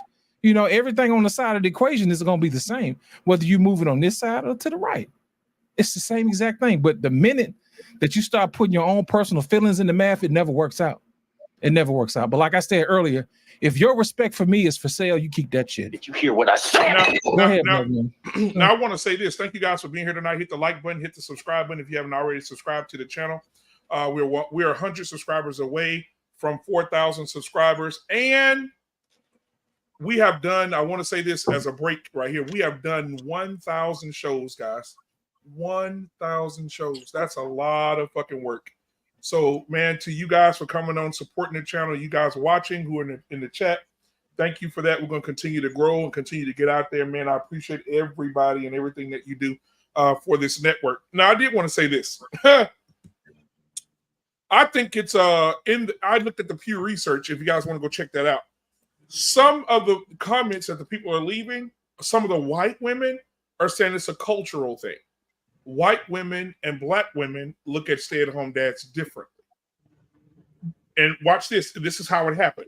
The white woman says the reason that one of the white women said the reason that I'm a doctor. I make almost $275,000 a year. My husband was making $70,000 a year. It does not make sense for him to continue to work when my kids can bond with their father at home. I requested that he leave his job and be with our children, homeschool our children, feed them, make sure they're taken care of. Requested or demanded? She said she requested. So she said, but it's a cultural thing because white women don't do that. Now, if you go look at the statistics, and I know my boy Mr. Fantastic is great at these numbers.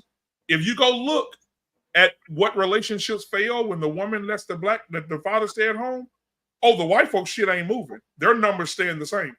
They divorces, they're not breaking up. But our shit, black women after a couple of years, that shit's done.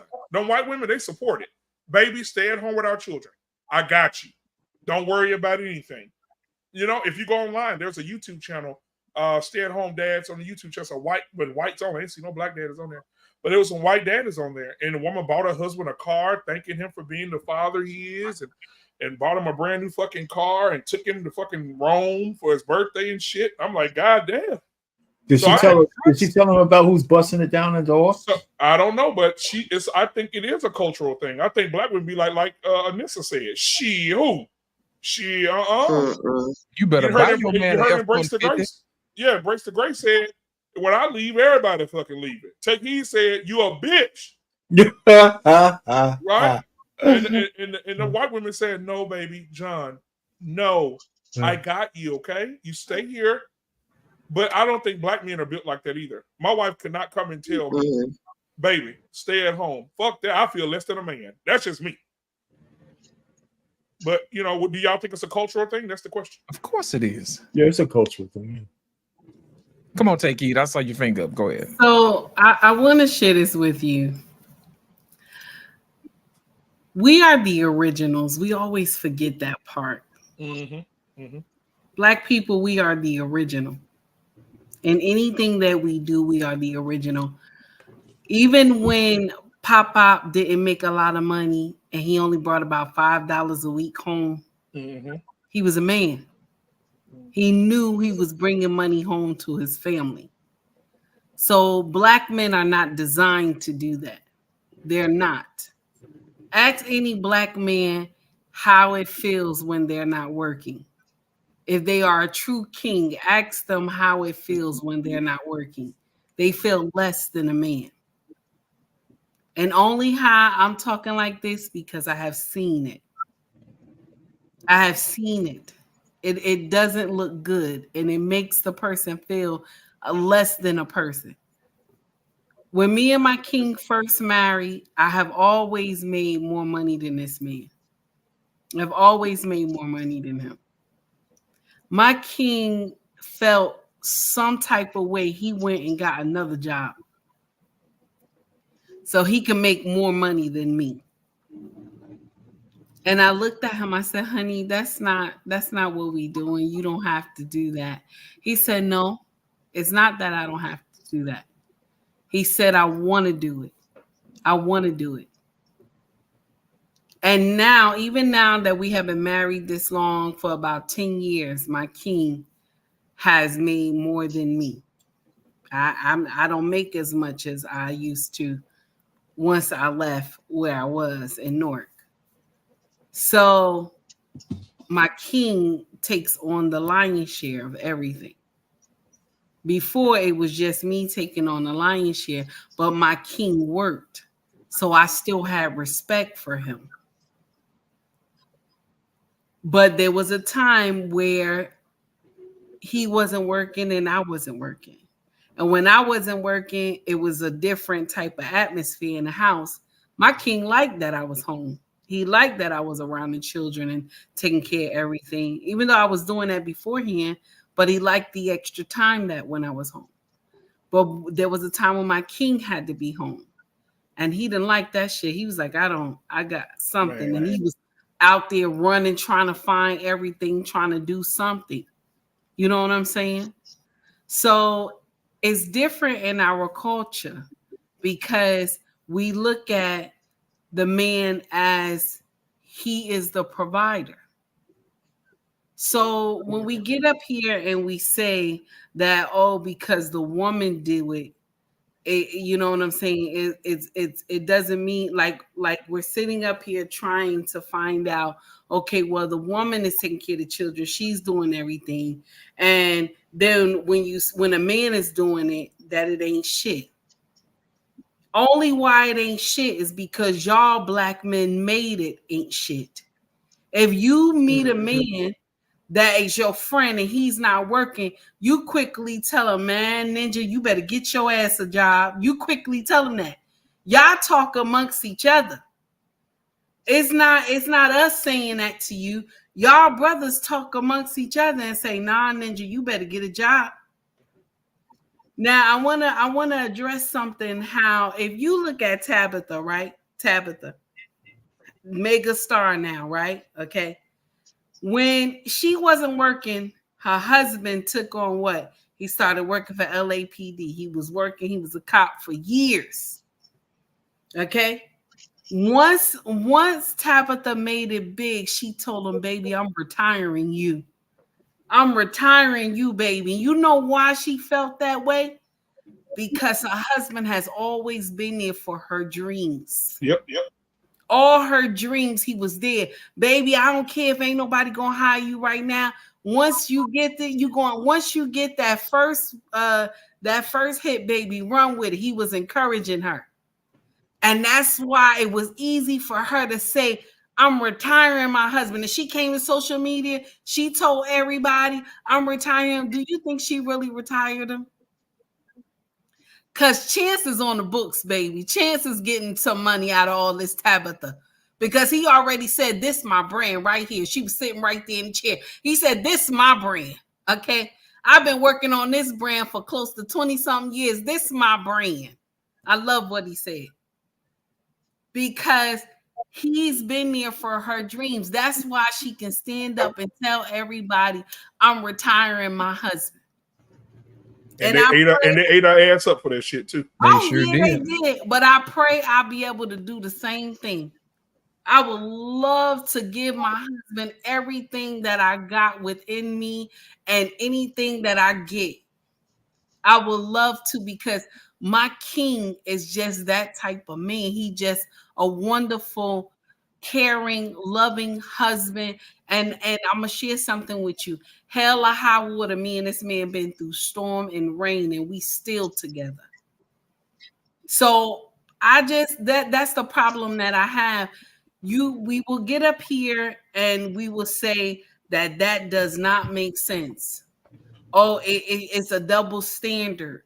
In that case, it will always be a double standard because you will lose your kingship to a black woman.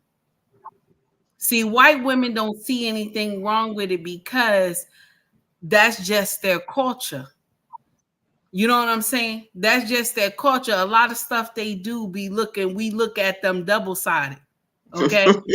We look at them double-sided, a lot of stuff that they do. Can you imagine you having a maid in your house, a black maid in your house? Okay? Back in the day, a black maid in your house. She just had a baby, you just had a baby.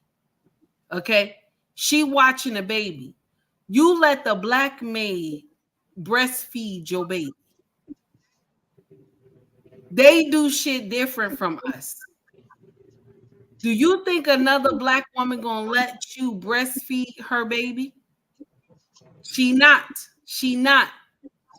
They do shit different from us, and I'm not hating on our Snow Bunny sisters, okay? But they do shit different from us because this is what will happen. Okay, this is what will happen.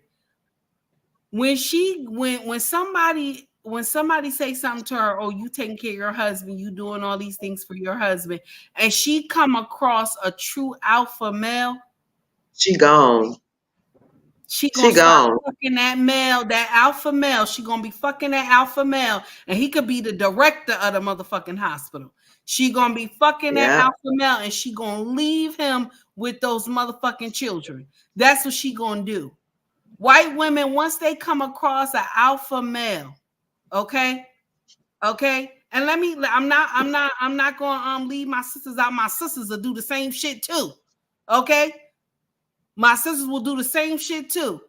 Because once you give up your kingship, that woman will go fuck an alpha male. And then when you find out, you know what she gonna tell you? You ain't never had a motherfucking job in your life. I've been taking care of your ass from the beginning. You ain't had shit if it wasn't for me. She'll tell you. White woman tell you that too. She'll tell you that too. But the difference between those white people, the husband might know that she fucking somebody at the hospital, but he gonna be quiet because he trying to keep that family together. But when she get ready to say she done that family is gone. They don't tell that. Go run and tell that now. Yeah, we gotta do a show on the German woman. I love the German woman. I like her too. I like her too. She did a second video. Brooks. She put a second video out. Great. You seen it? Yeah. Our Payne sent it to me. That boy, she went to hell in. She was on fire. Shoot, I'm trying to tell you, Easter Sunday. Every one of her haters, she put all the black whoever said something about her, and she talk about their wigs. She talk about how fat they was, how they need to get in the fucking gym. Black women ain't no competition to them German women. We love black men. Y'all, we know how to take care of them. She went in today. And she's a cutie pie. They started with her first. Too. They started with her first. I booked my ticket for the middle of August. Like, man, here's the thing, man. That was nasty work, Take It. I appreciate that. That's right. But here's the thing. What happened to forsaking all others? Did you hear what I said? Why are we getting opinion from other people outside the house? That's all I want to know. Why is your girlfriends having so much influence on what goes on in your house? You know, I don't care what my homies are gonna say. They don't have no influence on what's going on in my house. So we gonna have to be careful when we start listening to people who don't live in the house. You understand what I'm saying? So my thing is if your king says, "Hey, take heed," hey, turn the TV off. You ain't gonna be like, "Well, black man said." No, I'm gonna turn the TV off. It's gonna be time to turn the TV off. No, my whole thing is this. My whole thing is that the problem that I see is that there's a lack of respect for men at the root. Period. At the root. You see what I'm saying? Now, my whole thing is this. I'm gonna take this as a teaching moment. You know what I mean? Because a lot of times we like to get in these echo chambers where we really don't like to wrap our minds around things and think about it for a minute. You know, think about this. Why is it that your family and those outside of your household have influence on what goes on in your house? If what goes on in your house works for you and your household, that's what works. Because you know how I know that works? Because the very same rhetoric that women say about when a man wants to take care of a woman, they're going to say, you know what, whatever works for your household, that works. You see what I'm saying? Works for you, girl. So if it works when it applies and benefits a woman, why doesn't it work and apply when it works for a man? You see what I'm saying? That's my whole thing. My whole thing is that we want to guilt men into doing and bending to the will of women. And I think that's the crux of this whole election cycle. And it's not going to go like y'all think it's going to go, because I think 2020 had something to say about that. And the mindset of men has changed. So my whole thing is this. If we want to make sure that we are on the same path and the same page, there are certain rules that are in place, especially if you're Christians, you know, that we start off when we get married. Love, honor, obey, forsaking all others. If we hold those things to be self-evident and we keep God at the forefront, then no matter what the rest of the world does, it can burn. You see what I'm saying? Because if God is directing your path, the steps of a good man are ordered by the Lord. You see what I'm saying? That's my whole thing. So when we start letting other people influence us and we don't know who's influencing them, then my whole thing is you're inviting the devil into your home unknowingly. Well, we've talked about this. Of course we did. But most of the women who will say, Anissa, girl, I wouldn't put up with that man, because Anissa made an agreement for other men to stay at home, just for shits and giggles, right? Just for an example. Okay. Just for shits and giggles. Okay. Yeah, shits and giggles. If that man stayed at home and you agreed to that man staying at home, and your girlfriend come tell you, girl, I wouldn't do it. Ooh, I don't see how you doing it. Like Chicky said, the girlfriends can have something to say. But my thing is this: those very girlfriends who will come to you and say that, they, like y'all talk about that alpha male gonna be fucking that girl, no matter if he working or not, gonna be fucking your husband. Let me give you an example. I know a musician here in Dallas. Oh, he cold with it. And he somehow he had got in a car wreck or something where he couldn't play for a long time. He was out for a while. He had to witch his leg heal and all this shit. Well, while his leg was healing, they told him, he couldn't play because he played drums, keyboard, he played every fucking thing. He was a jack of all trades. And so his wife went to the beauty salon and said he wasn't working. They were having sex, but he wanted to try different positions and do all this other shit. And she told him, girl, oh, okay, yeah, oh, really? Okay, really? Next thing you know, 6 weeks later, my living room door, my front of my house, it's her standing in front of my house. I used to sing in their group. She come to the door, she told my wife, I can't believe this motherfucker cheating on me. Well, who's he cheating on you with? The fucking hairstylist. Oh, really? You mean to tell me the same hairstylist that was telling you to leave him alone? And now you told him you didn't want to do all, girl, you ain't got to do all them different styles. You ain't got to suck no dick. You ain't got call she want to do is missionary. You ain't got to do all that different stuff. You ain't got to suck no dick. You ain't got to do all this. And guess what? Lost in translation. What's that? He's married to the hairstylist today. And they got two kids. Stop. So stop running your fucking mouth talking about, oh my God. Oh, don't be with him. Those girls want to fuck your man. And it's evident. They want to fuck your husband. And they will. And in this case, she took him from her. And now she's still single to this day. Crying still to this day. This shit was 6 years ago. She's still crying about the shit today. Ain't got no man, ain't got no husband, ain't got. Yeah, while Dexter St. Jacques, what Dexter St. Jacques swooping in, having his way with you, what really did he get? Right. What type of woman did he really get? What kind of prize did he really get? That's all I'm saying. Go ahead, and if you look at a picture of both of them, shit, night and day. It's like looking at Halle Berry and Gabrielle Sidibe. Woo, I gotta ask a question to all the men on the panel. Yes. Could you actually not work? Could you actually not work and let your wife go out to work every day? I just want to know. Hell no. Proverbs 31 says she was doing that anyway. Oh. I wouldn't have married her if she wasn't a part of the PEP crew, potential earning power crew. I learned that from a mayor. understand that, but I'm Yeah, saying because both of you is supposed to work. Both you know of what? you Let me ask supposed you a to work, question. right? What'll happen if something happens to me? Oh no, that's different. That's different. That's Why different. should it be But I'm different? saying if you came in, like check this out. You married, you've been working, both of y'all been working, and something happens. Then that's different. She has to take it on. She has to take it on. Because remember, the wife is the helpmeet. Yeah. But if you just get in the house and you work for a little while, and then all of a sudden you say, I don't want to work no more. Can't do it. And then just do whatever she asks you to do in the house, but I don't want to work no more. Can you live like that? No. The answer is I'll no. put it to you like this. Yeah, yes, I can. And I'll tell you why. I'll tell you why. I'll tell you why. Listen, my whole thing is this: men work naturally. That's what they do. But you don't understand that there's a time and place where you're gonna have to sit down. I don't care who you are. Think about it. There's a lot of men who are on disability. Some of these guys, man, may have had served this country or whatever. But my whole thing is, what if something happens to you and your husband has to take care of you and you can't exactly do what you used to do? You know, do you expect him to go without? Do you expect him to be loyal to you when you can't do?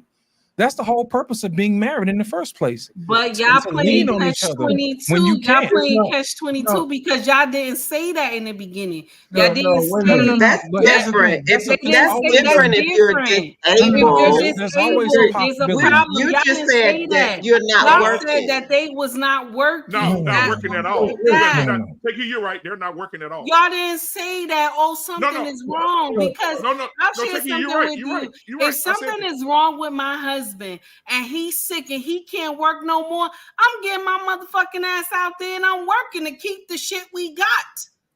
I'ma work. I ain't gonna be fucking nobody. I'ma be working and doing what I'm supposed to do because my husband did what the hell he had to do to take care of this motherfucking house. But if he just not working, just to not work, that's what I'm saying. That's how you lose your I kingship. mean, we're with you, Take Heed. Yeah, The Take Heed. Yeah, I answer is said no. that at the The answer is no. The answer is fuck no. You can't move the goalposts. If you're an able-bodied man, you can't be home and letting your fucking wife work, man. It's crazy. Well, It's let me ask you a craziness, question, man. Arpane. Arpane, let me ask you a question. My whole thing is this: where are we finding men who are not working at all? And why Well, did you see, choose that you're person? moving the goalposts, man. We're talking about men who ain't working. No. What I'm asking you is, why are you choosing somebody who's not working, period? Well, women are stupid, right? They choose bad men all the fucking time. They just do.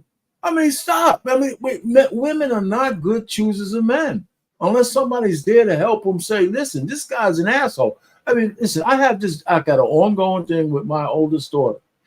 I do. I said, listen, if you got a guy you like, but you said you don't want to introduce him to me and your mother, then you're wasting your goddamn time. Right? If you don't think he's good enough to be in front of him, then why are you fucking with this guy? I'll tell her that. You know, so all I'm just trying to say, and I've said it more than once. Listen, women are not best to. We already know that, right? So I mean, sometimes that's why we have to choose them after they pass a certain litmus test. Men ain't the best either, but if you want to marry a woman, you got to somehow vet her enough to know she's worth marrying. But I'm telling you, but if we leave the goalpost just where it's at, I can't see a man agreeing with a woman for her to go out. If you ever been in a workplace, I was working 50 hours a week, all kinds of shit going on at work. You build relationships with people, co-workers, all that shit. If your wife is out there hustling for a living and coming home and giving you milk money, there's a man out there that is turning her on because they have those little lunch dates and shit. They have those little things that's going on.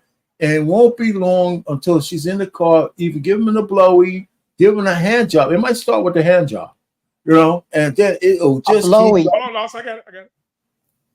So I'm just telling you, man. So Arpane, so can we also switch this around?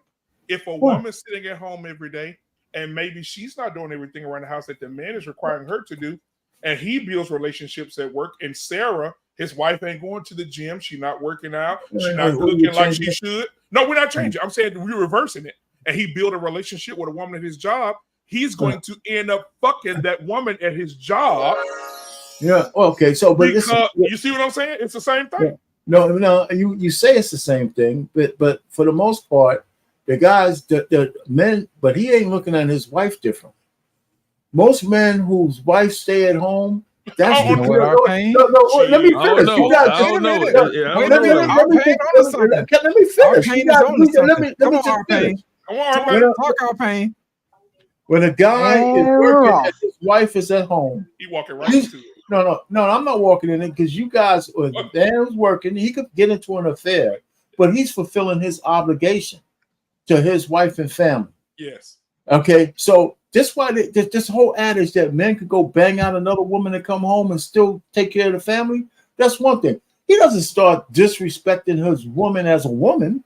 No, he right? A woman who's fucking another man disrespects her husband as a man. That's the difference. Let me also say this. I'm gonna end it here.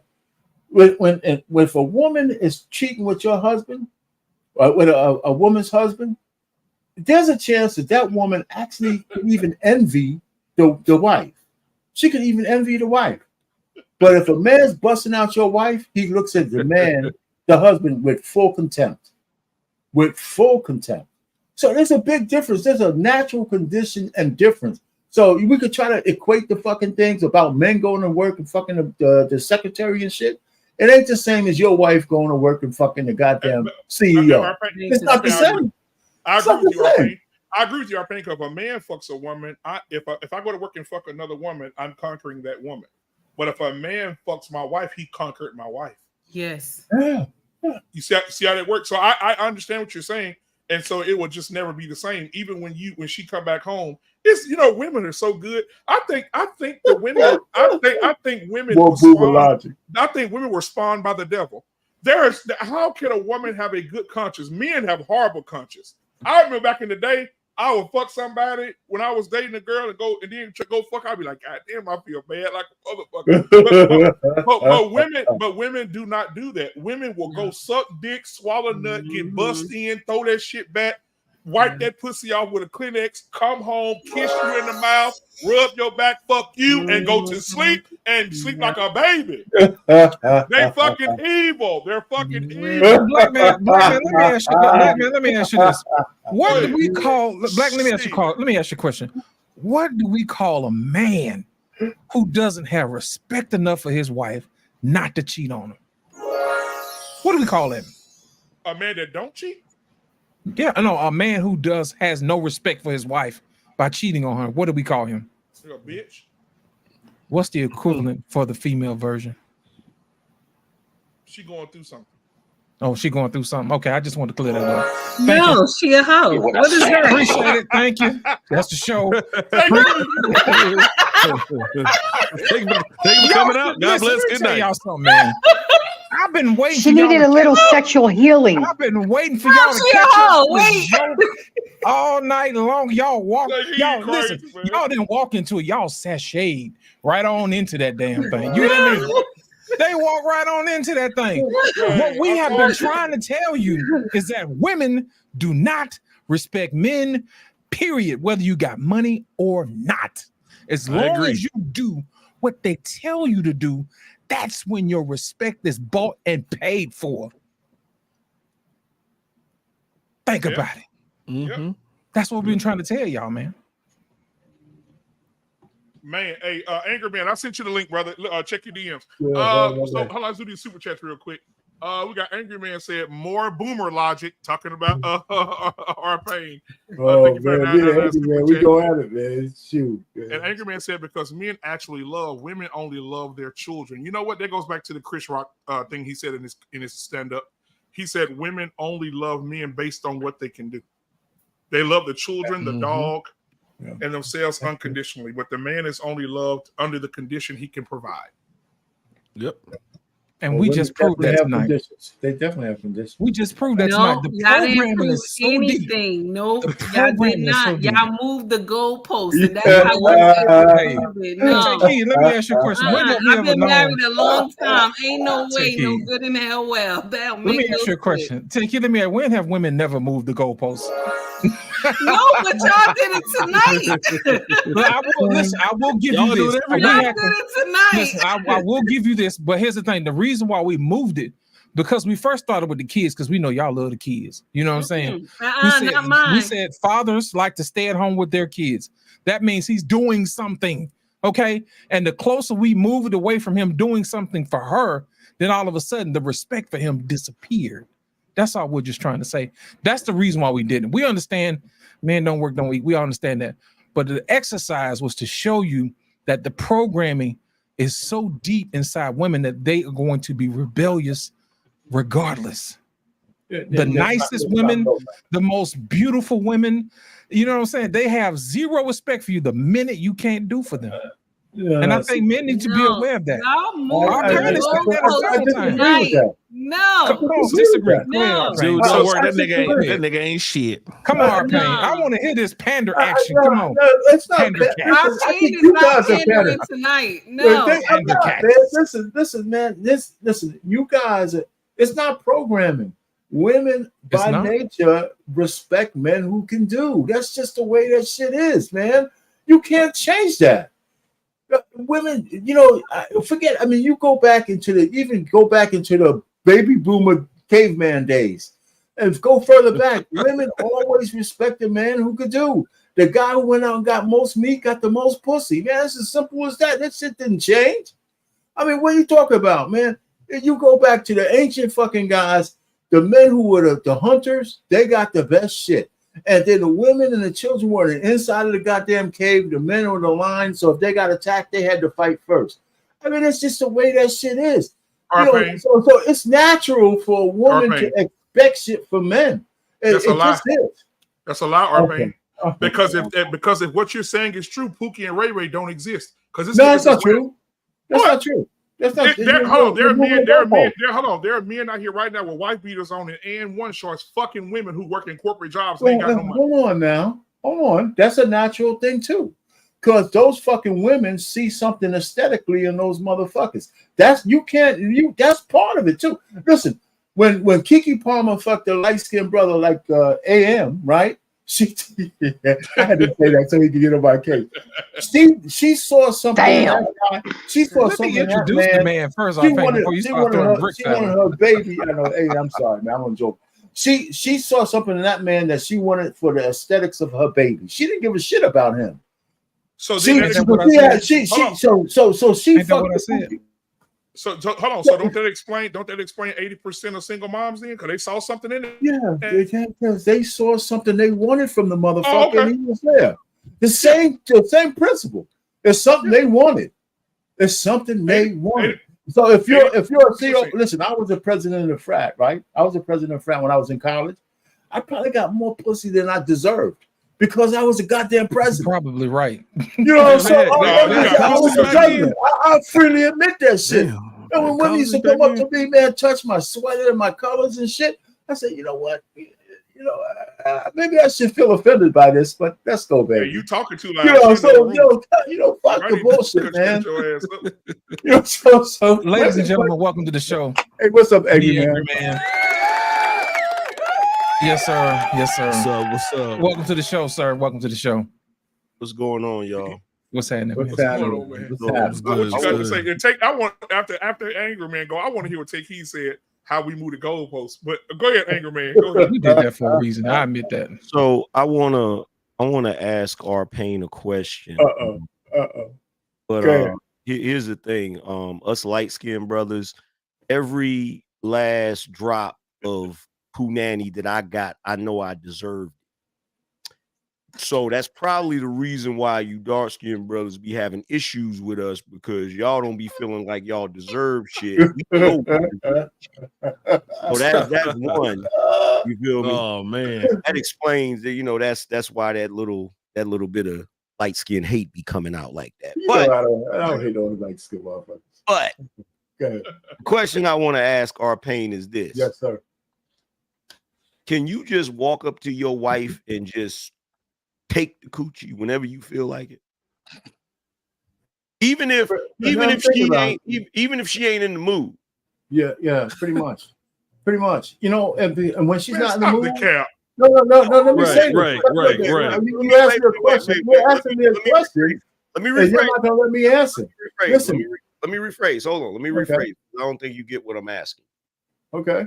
When you first met your wife, before y'all were married, when you first met her and you looked at her, you was attracted to her. Yes, I was. Could you just pull her in the room and have sex with her because you wanted it? Oh, the first day? No, the first day.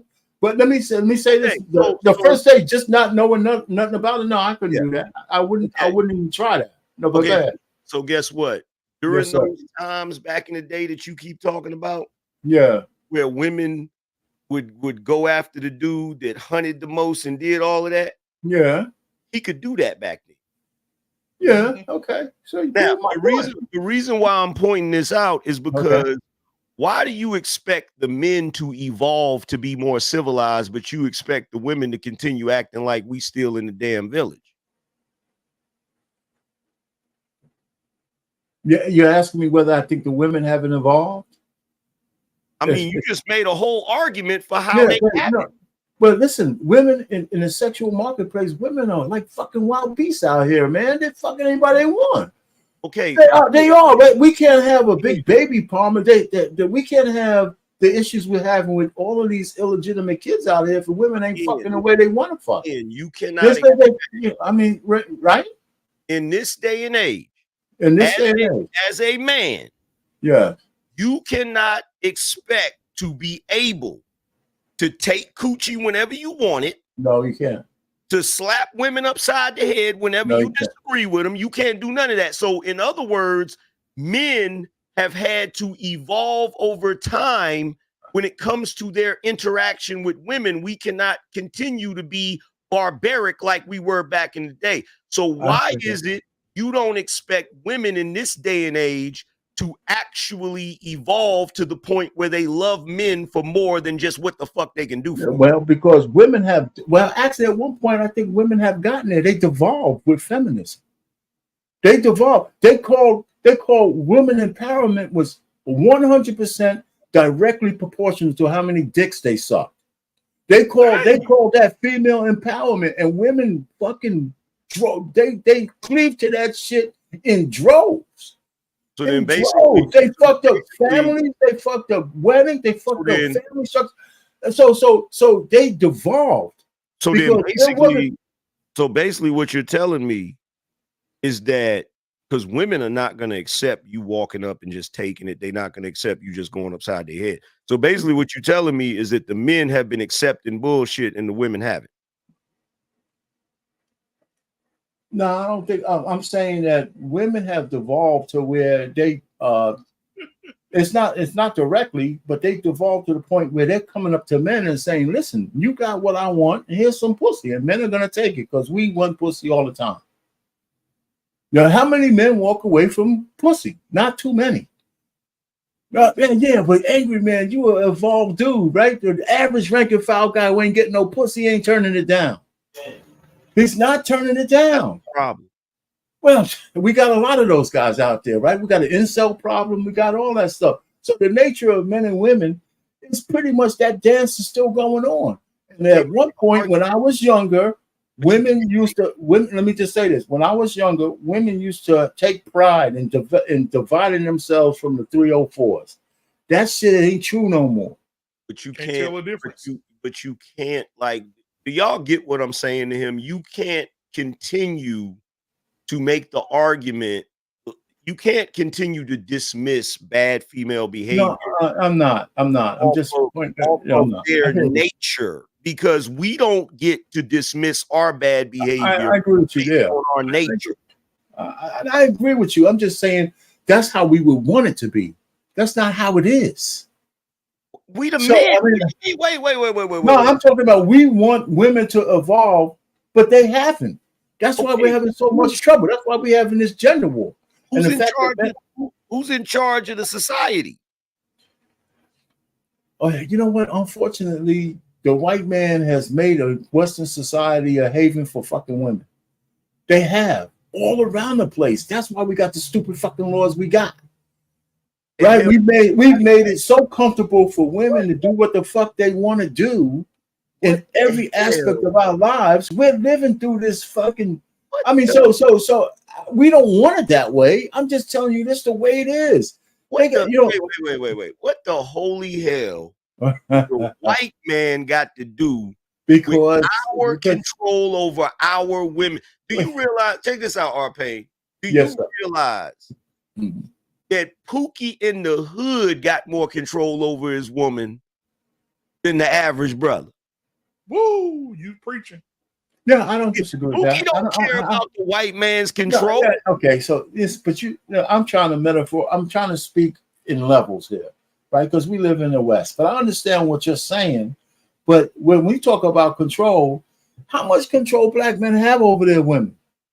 Right? We sit on these panels. I hear motherfuckers arguing about that shit all the time. And it's constant and it's incessant. Right? Because we want them to come in line. And they haven't moved a bunch. They haven't moved the needle at all.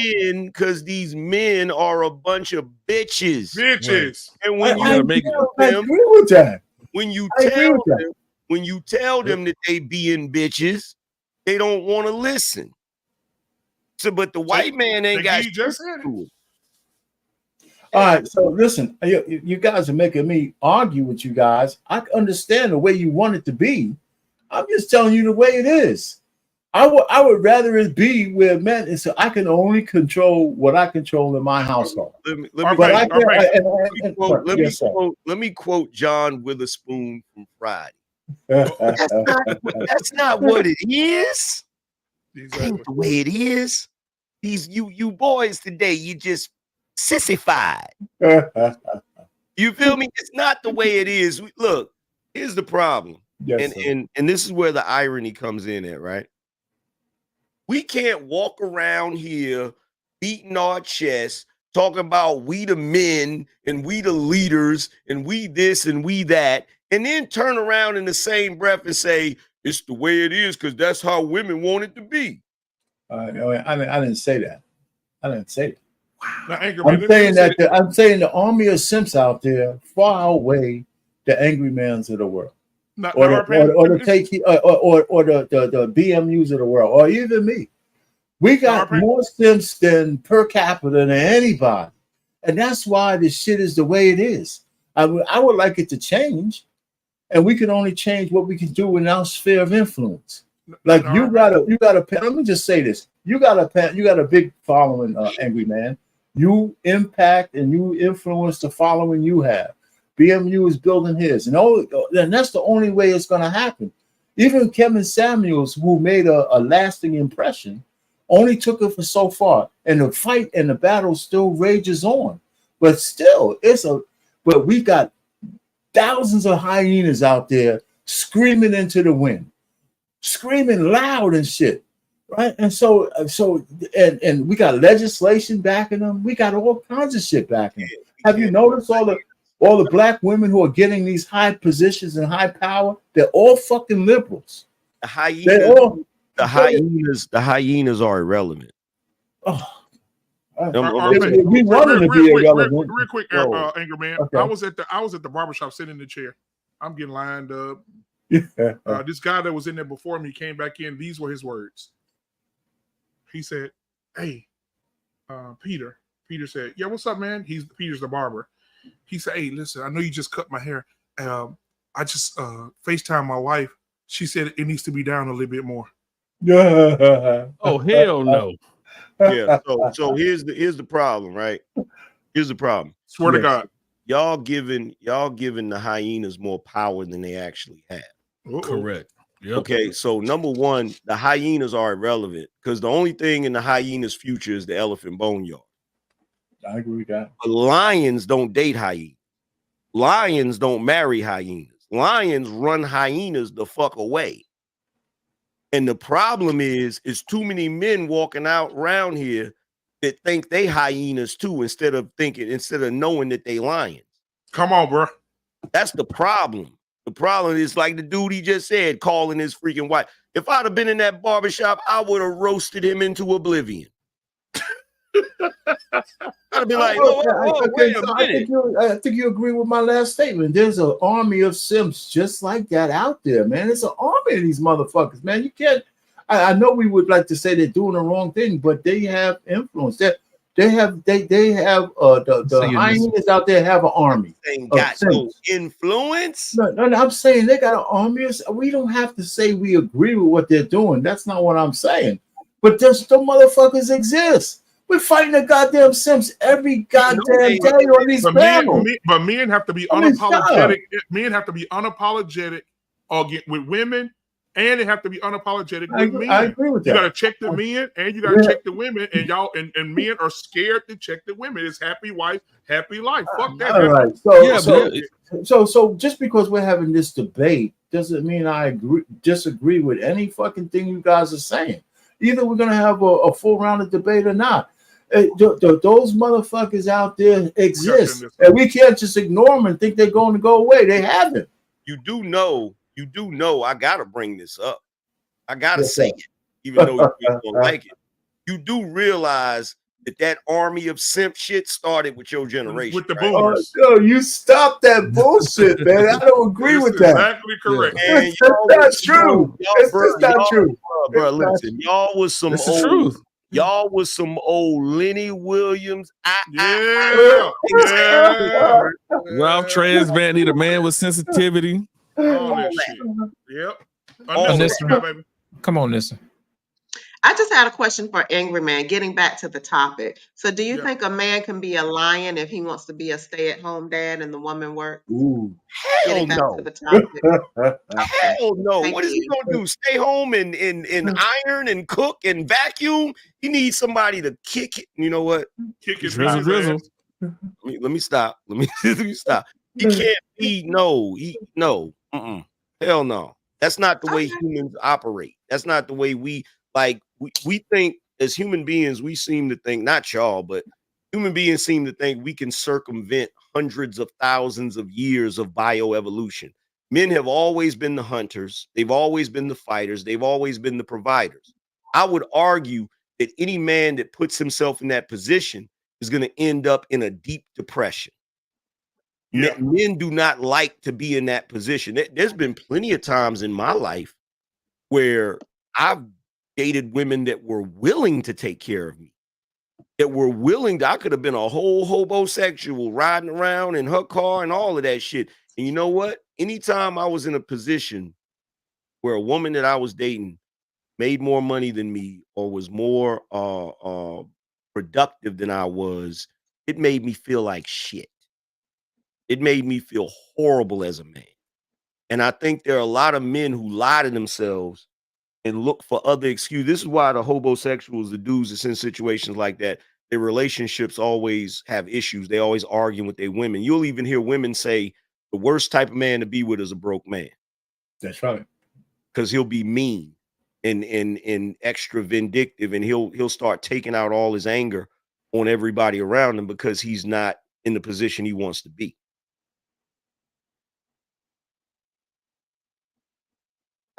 I agree. Yeah. Now, Angry Man, let me ask you a question. Let me ask you a question. So, if men are the providers and the protectors and those who take care of their family, wouldn't you expect that they would get more respect than men are getting today? Yeah, they should. Why aren't they getting that respect? Because the society has socialized and trained our children to disrespect men, to despise men. Part of it is because of the large numbers of single mothers just raising their children, and they don't have nothing positive to say about the child's father. They got a bunch of negative stuff to say. So you have that aspect of it. You have children growing up in households where their mother is constantly training, because whatever the mother's mentality is, that's what the child's mentality is. In addition to the fact that you have television shows, you name a show for me that's out right now where the child don't disrespect their parents. Every show you see It always starts with they could be in a car going somewhere. There's a child in the back seat with an attitude, mad about something, and they need to pull the car over and whoop their ass, but they ain't gonna do that. So you got this whole culture that teaches the children that they're on equal footing with their parents. So they feel like they can talk to their parents like they're equals and shit. You feel me? So you have that aspect in addition to when you look at the black community, you don't hear nobody say anything positive about black men whatsoever. Nothing whatsoever. Like everything about black men is negative. Everything we don't take care of our kids, which is a lie. You know what I'm saying? We're not providers, which is another lie. You know, it's just this constant propaganda about black men that paints us in such a negative light that by the time the kids get grown, and then on top of that, you got women that try to replace their man that left them with their son. So you got the son husband thing where it's like, I'm gonna train you up to replace your father. It's the Tariq St. Patrick shit where he wants to take out his dad so that he can be his dad. Only problem is he's the great value version of his dad. You Exactly. feel what I'm saying? Because Yep. he needed his dad for guidance, but the mother's not gonna teach him that because the mother doesn't care about that. She just cares about her own self-interest.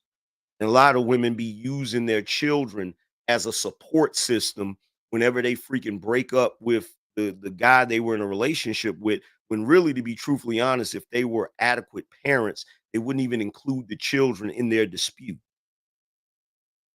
So it would be fair to say that a man spending more time with his children would actually benefit the children more. Would that be a fair assessment?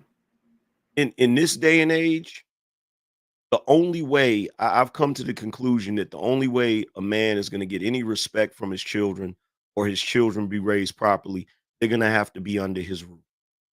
Period. And I don't care if he ain't with the mama no more. If he ain't with the mama no more, take your ass down to the court and get custody of those children. They need to be in the house with their father.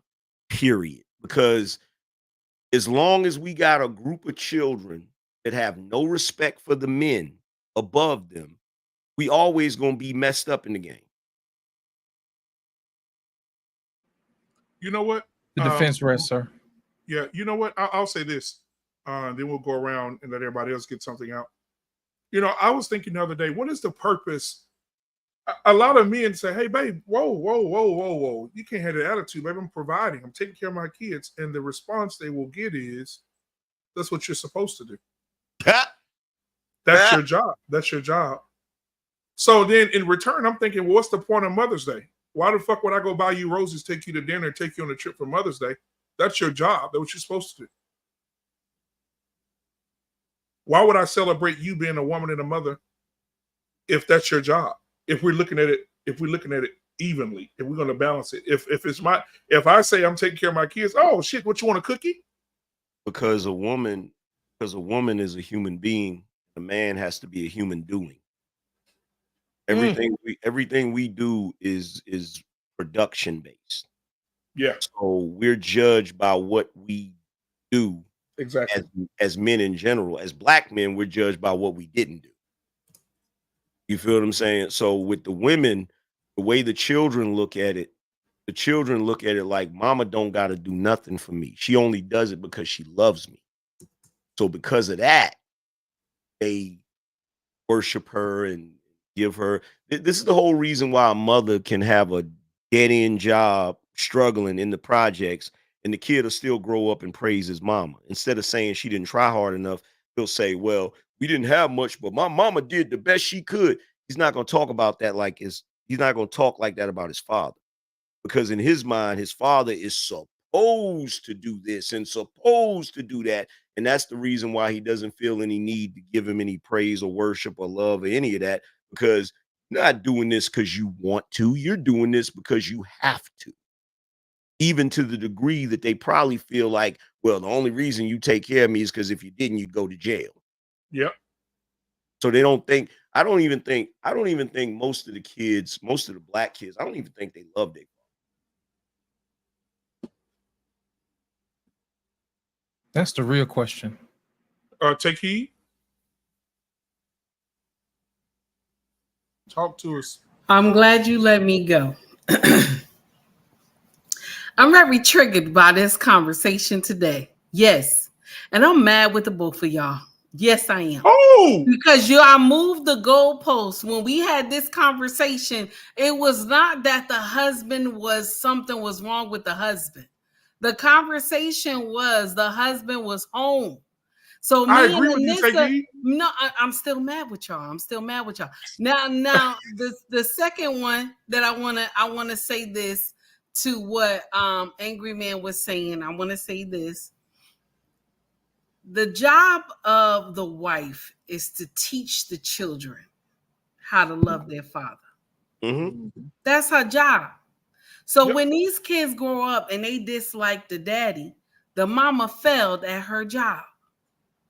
Because just like when my king come home and he's tired, my king work a lot. Lord, this man work his behind off. And there are some times when he's tired and he hits the couch. I get all his 4 children, even the one that's in college, grab everything from your daddy. Take his boots off and everything. He tired. He done fell out on the chair. The little small one go get his quilt, lay it on him until he get ready to wake up because his body hurt. He tired. You got to get those kids to understand your father has worked all day. Now, the training come from when they're young. When you cook dinner, our kids know not to touch the food. They ask me, Mama, did you make daddy plate first? Mm-hmm. They even tell the other children, don't you touch that food.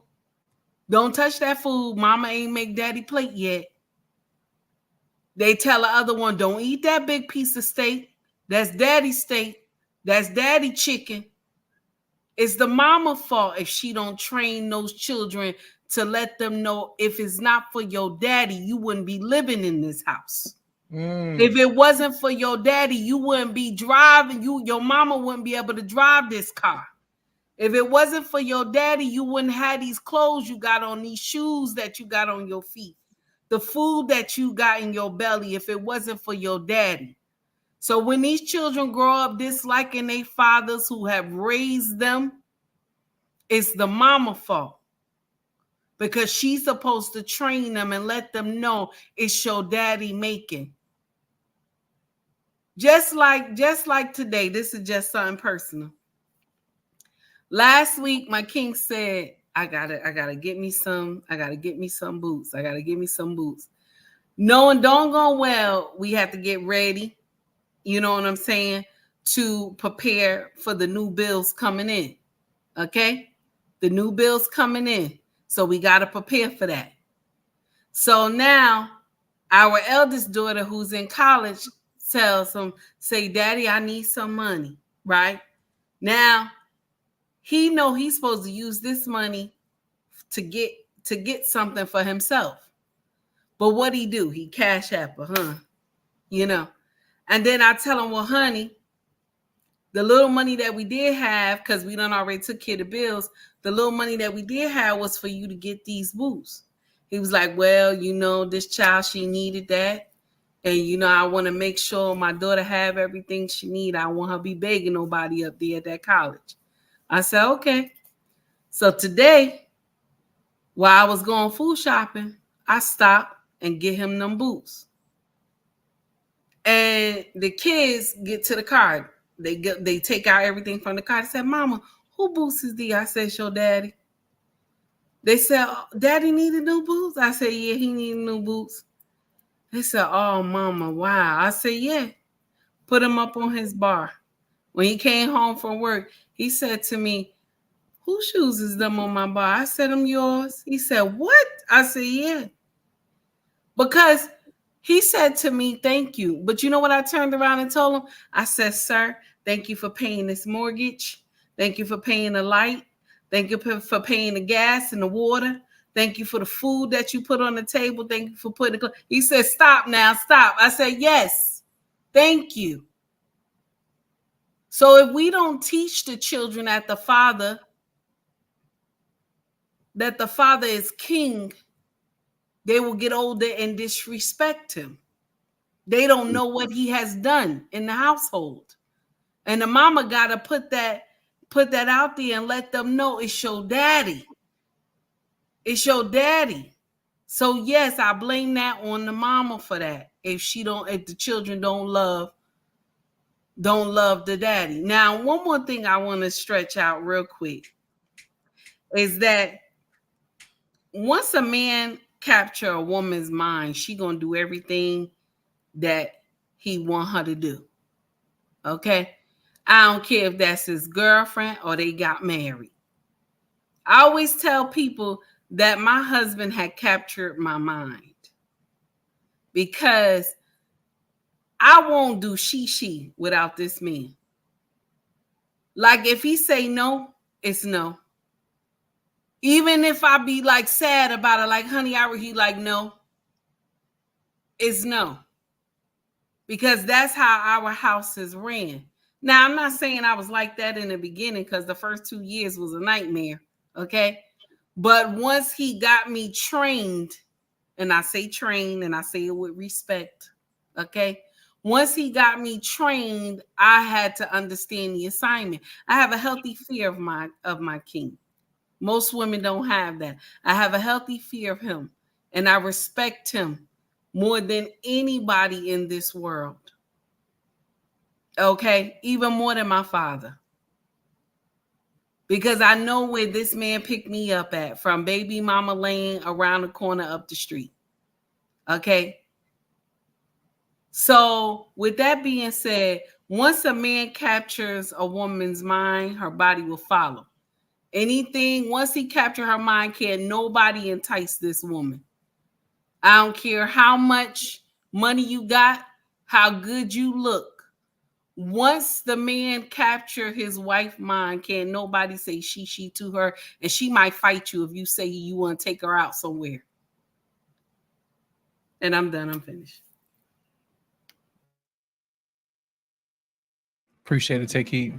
Well, take heed. I hope you don't stay mad at me long. I hope when you get up in the morning, you can find your way to loving me and forgiving me for my goalpostable sins.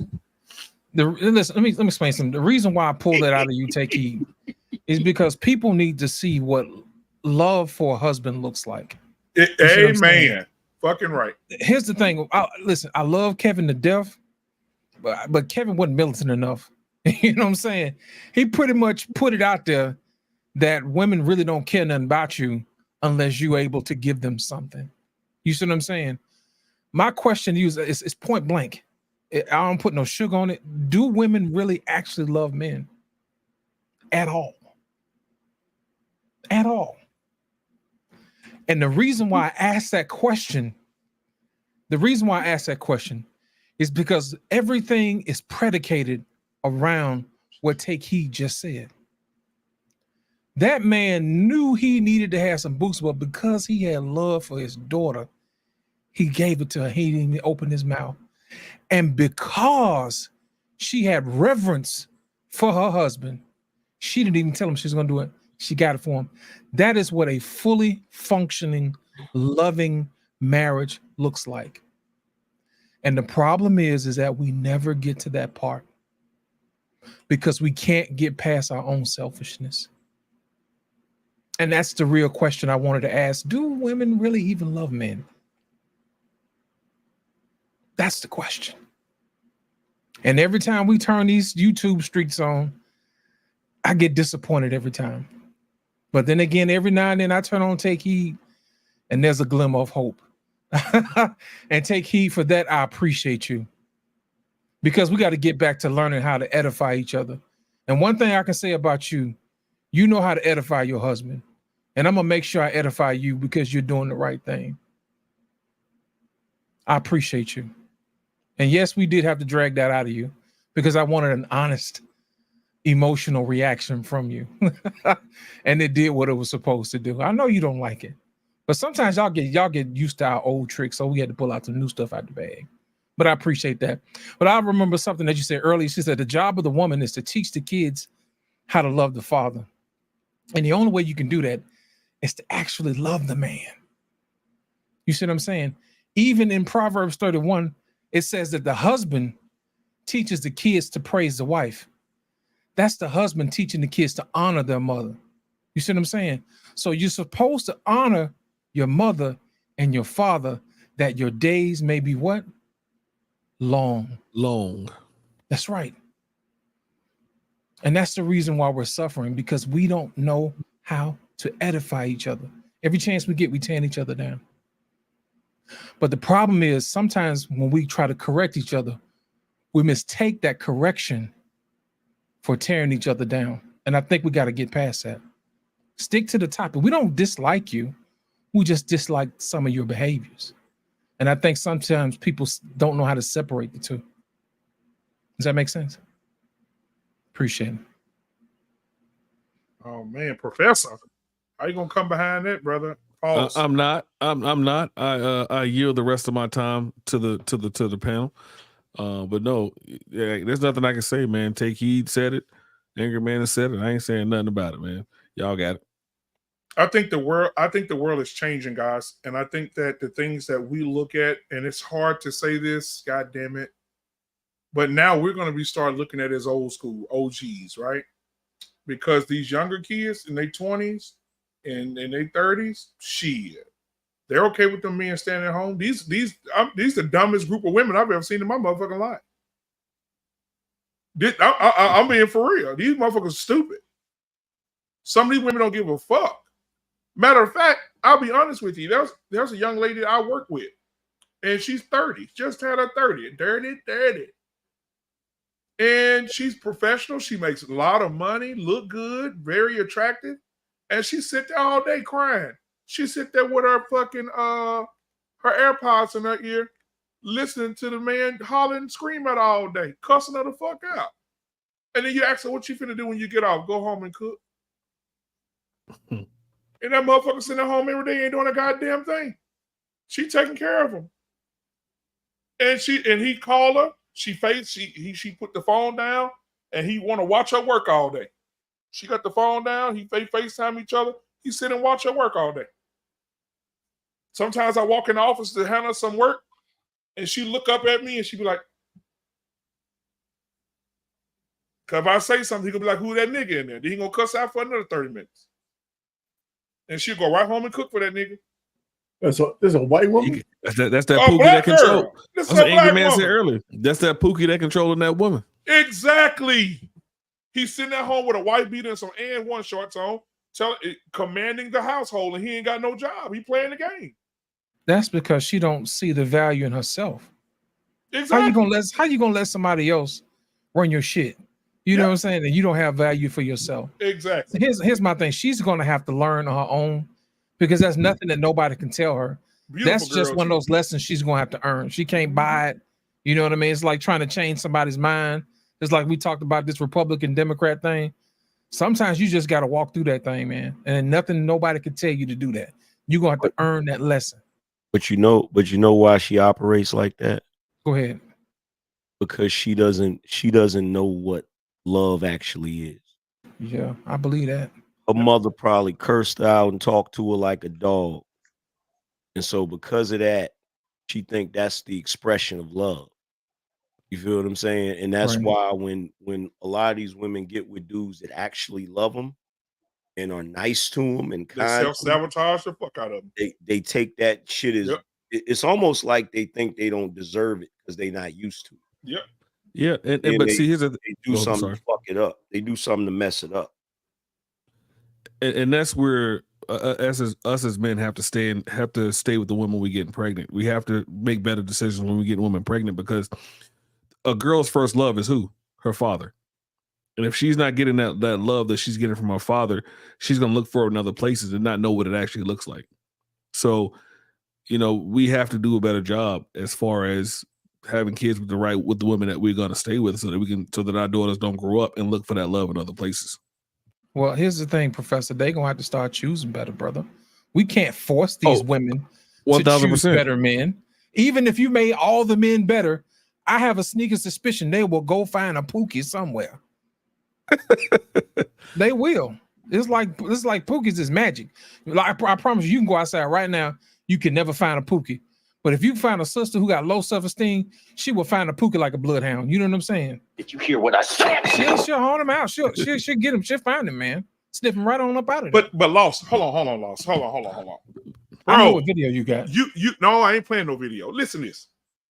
I'm telling you, bro, I thank God for allowing me to see these women in my area of business and what I do for a living. Right? We were doing a company breakfast. We were going to Chick-fil-A, which is right downtown Dallas, right down in the corner. We went down to Chick-fil-A to get breakfast for everybody.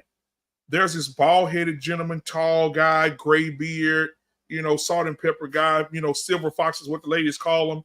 And he's sitting there. You could tell he's a very professional guy. He said, I'm the vice president of this company, right? That's what he said.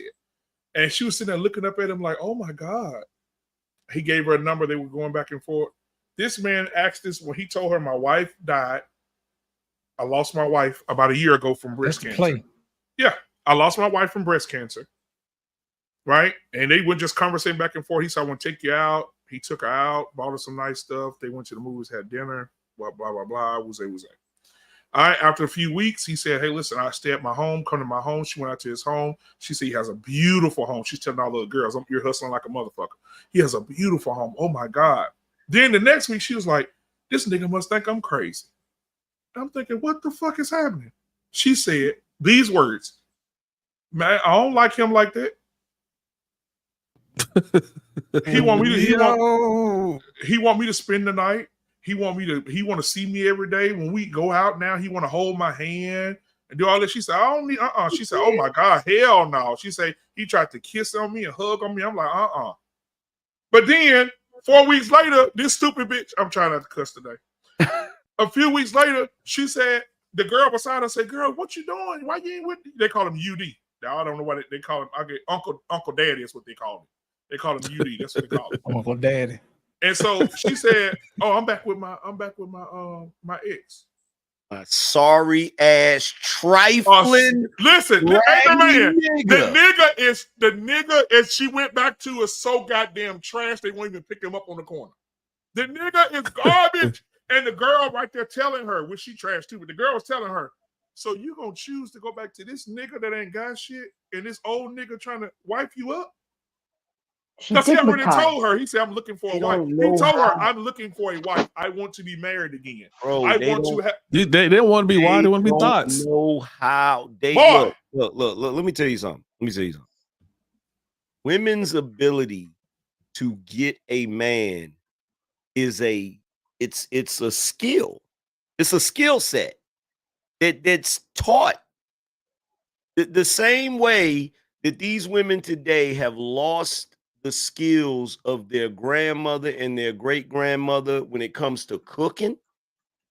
They've also lost the skills when it comes to identifying, getting, and keeping a good man. They don't know how they constantly are looking for. It's almost like a regular life is too boring for them. They're addicted to drama. Yes, sir. They got to have some kind of drama, some kind of silliness going on, some kind of foolishness going on. It's the same, bro. I didn't see Anger man. She said, ugh, this was her words. Ugh, he too old. I am not going to be putting my mouth on him, and he not going to be kissing me on my lips and holding my hand. She said, ain't that type of party. She said, I thought we was friends. I ain't finna do it. Then he talking about he want another wife, showing me around the house, talking about, this is how the house looks. She said, I'm out. She said, I do not want to do that. Man already told her he wasn't looking for no friend. And I wish to God that man was watching my show, because I would tell him, get your passport, brother, and go to another country and get you a chick from somewhere else that was raised traditionally, and stop stressing, because Keisha just want a thugged out nigga that ain't hitting on shit. And part of it is because they don't want, a lot of times, that type of woman, they don't want a guy that does not necessarily need them. They want a guy that they think needs them so that they can feel like they got some kind of control over the situation. That's part of the reason why you'll see chicks dating guys that don't work and stuff, because whenever they get into an argument, she can tell them to get the hell out. Bro, Yep. it's just the fact. It's just the thing that right to real quick, Fred. I'm just gonna let you have it, bro. The thing that bothers me, bro. You know I'm petty as fuck. So the thing that bothers me is I said, you know, one day she was like, I just want to be married. I just want to have a good man. I said, what about old UD?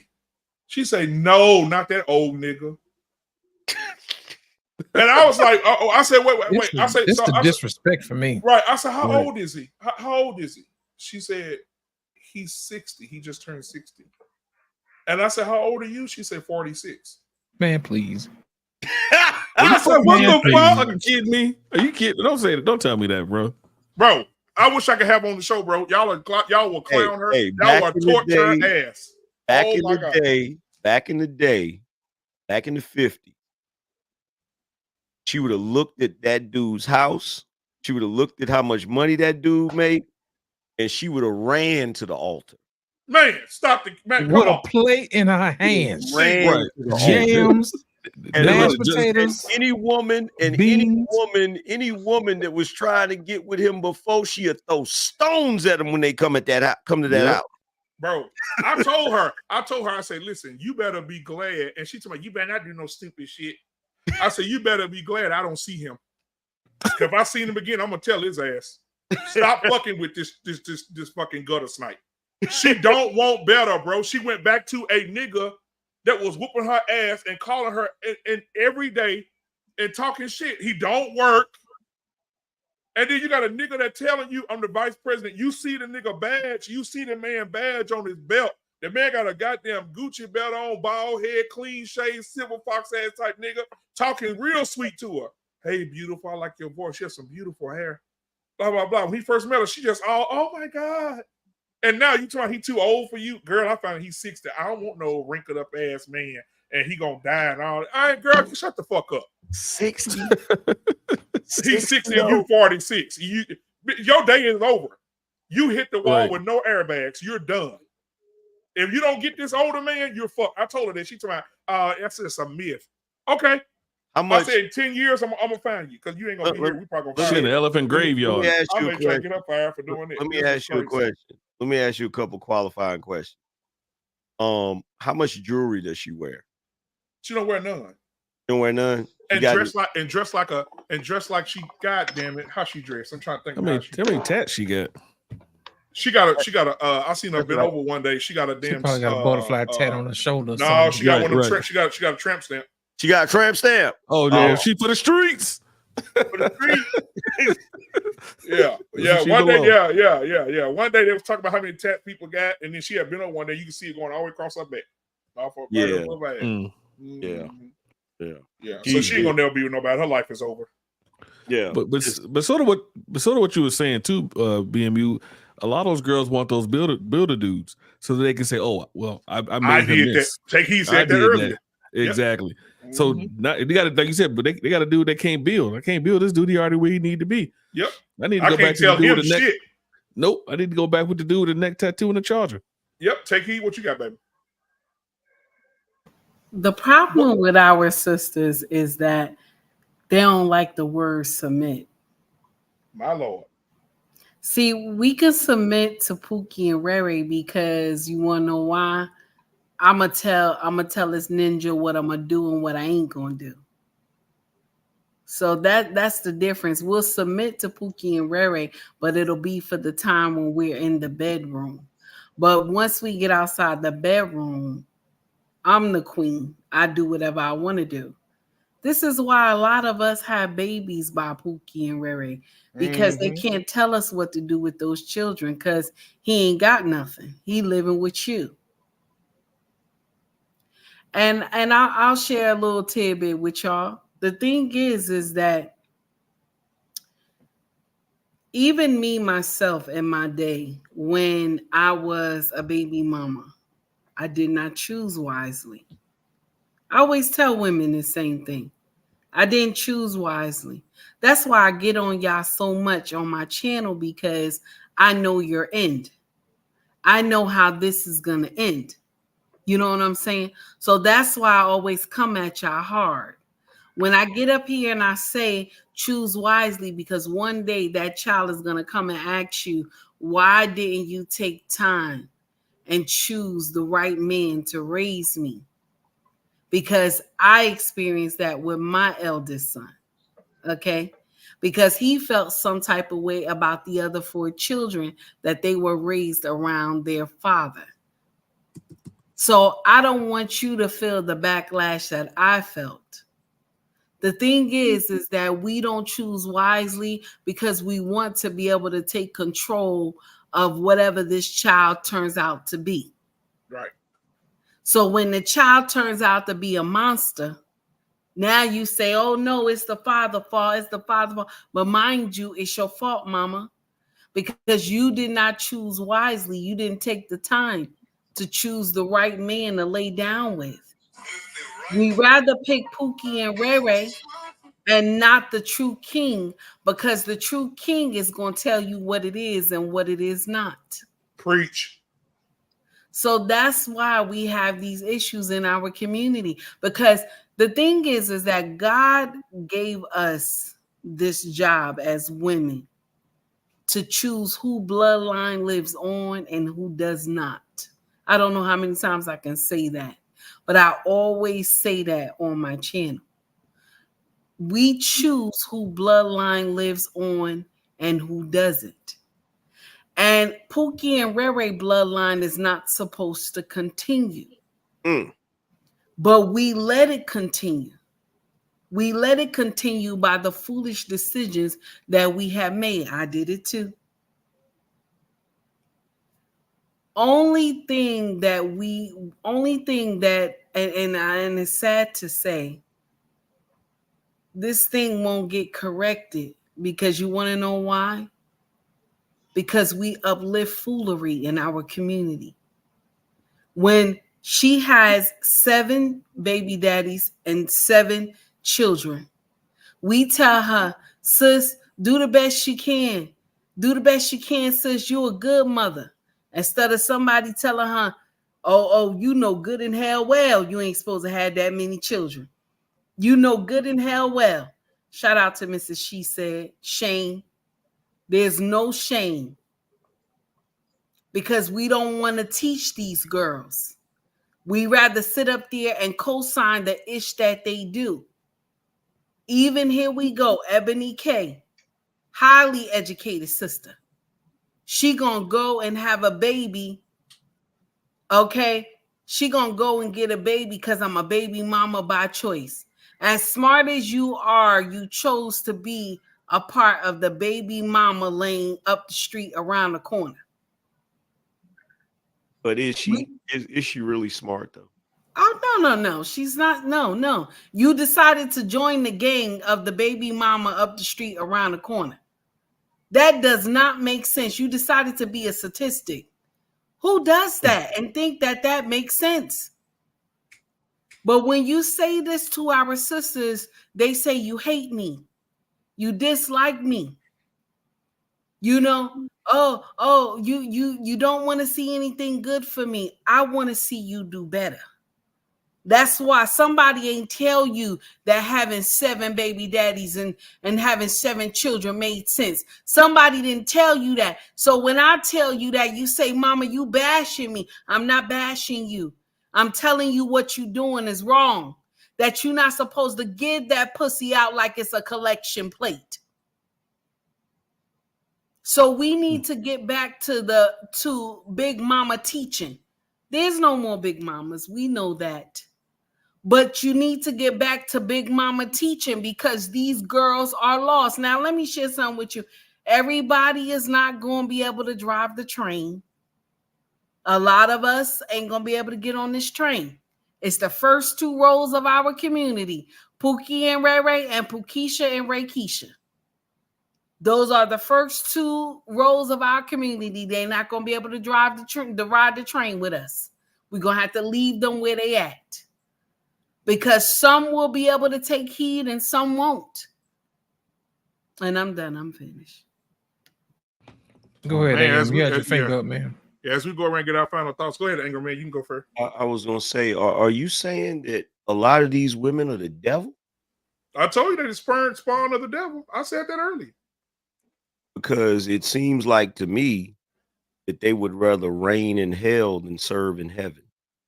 Ooh, say it again for the people. So I was gonna say it again. Say it.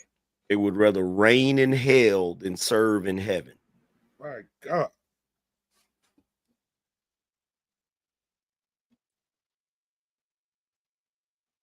Jesus. Let that soak in for a minute, man. Yeah, just all right. Damn. Embrace the grace ain't said nothing in a while. Embrace. You sitting over there playing in your hair and flirting and shit. What you got going on, baby? Talk to me. She got her eye on somebody. Right. Well, the question was 2 hours ago, do you think if it is a cultural thing? And it's funny because nobody knows my culture or doesn't know what I am, but the fact still remains is that I grew up in a household where all the men worked, the women stayed home. My job when my daddy came home was that rubbing his feet with that damn Bengay.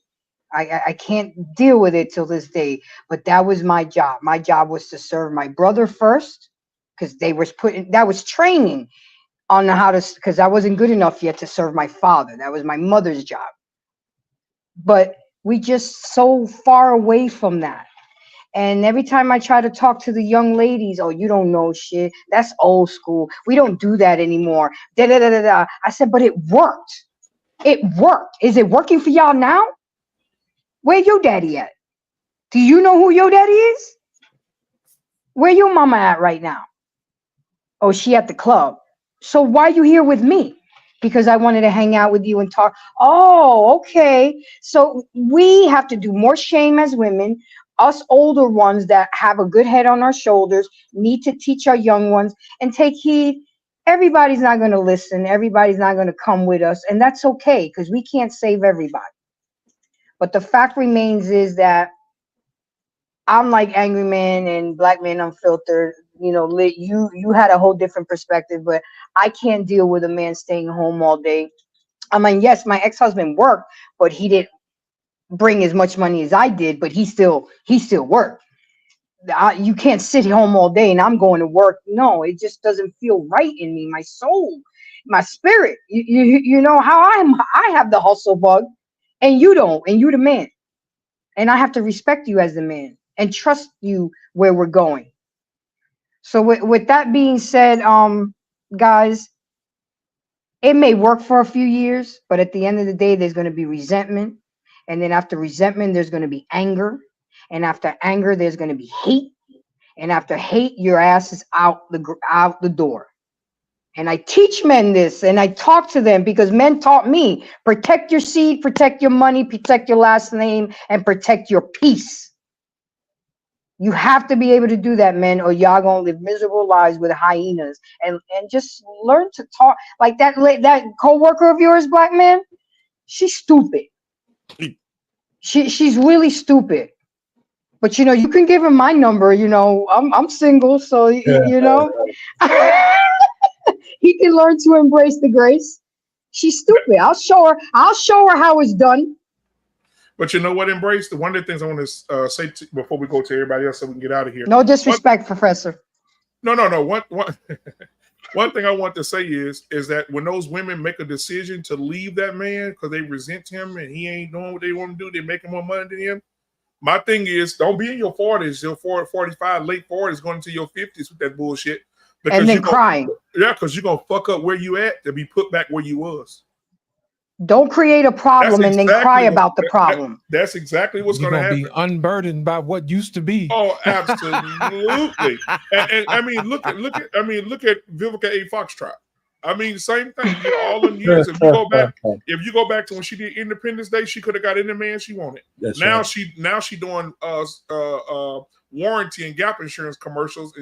Like she swallowed a fucking basketball before the All-Star game. I'm telling you.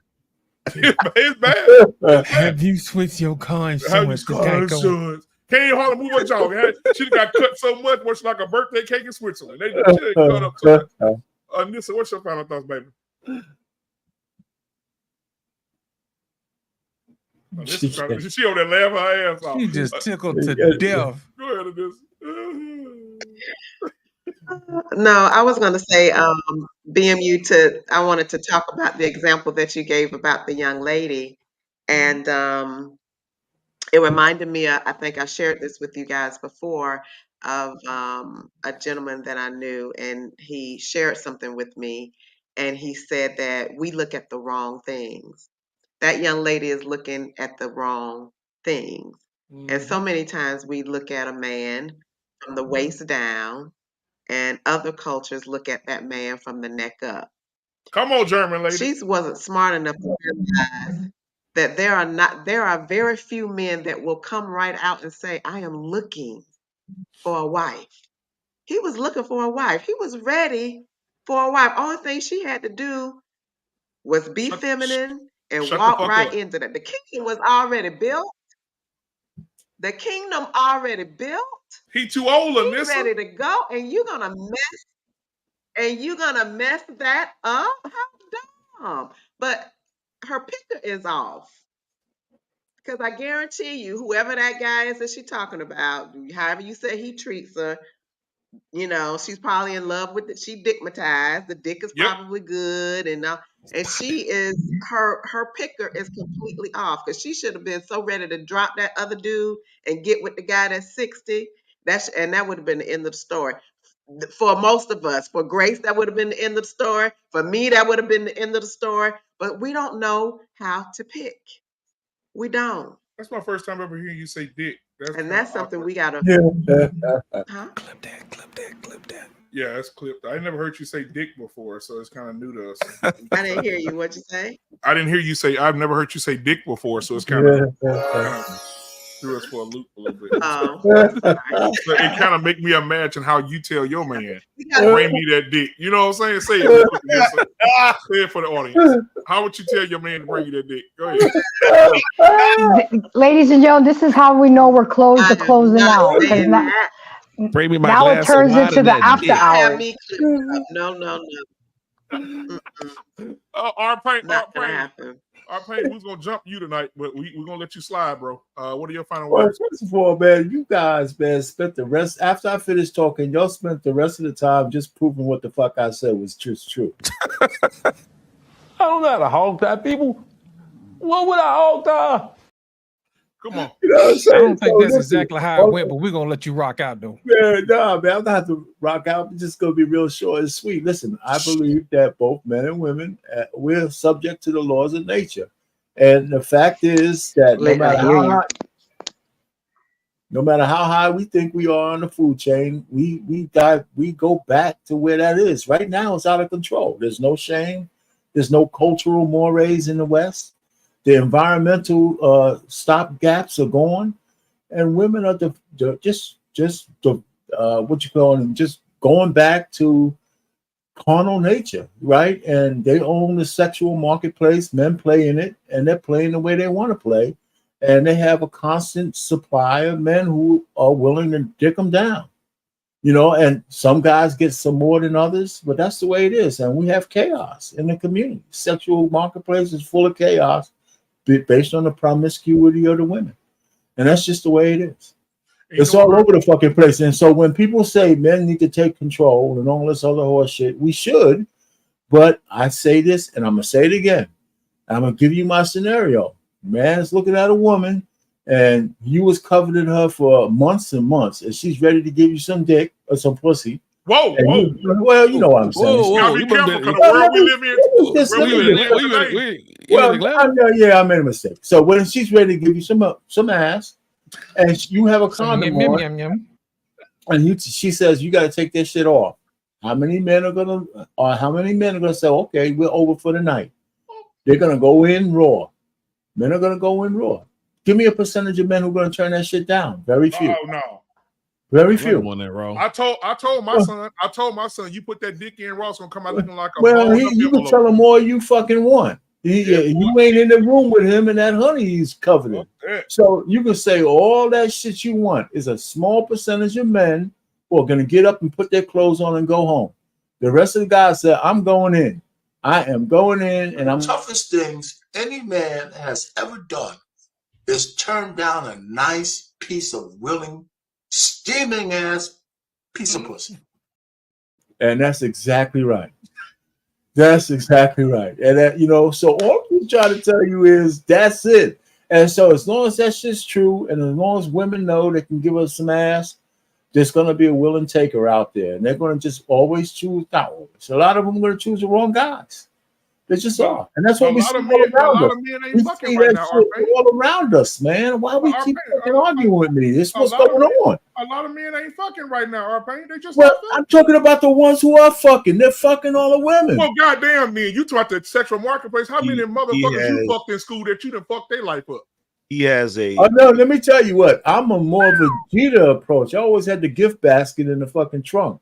So then when they left, so when we broke up, they were always happy. They always got something out of it. I understood that women. Nigga, you gave him a gift to Yeah. fuck? Oh, you a women don't get it. If they R-Pain was handing out the stimulus package. I didn't say money. I'm just saying you got to get, when women give you some ass, they expect something in return. Oh, you a simp. I don't give a fuck what you say. I didn't say you got to say money. They expect Shout out to R-Pain for keeping the economy rolling. He's a boomer. Yeah, every one of you motherfuckers are lying, man. You might have had a couple of ways you banged out and went home. I didn't say you give it to them. This is what they expect. That's why they're all chaotic and have trauma. They all expect shit in return. When they don't get it, they go fucking crazy. That's why the next guy always got to pick up the slack for the guy who fucked them over.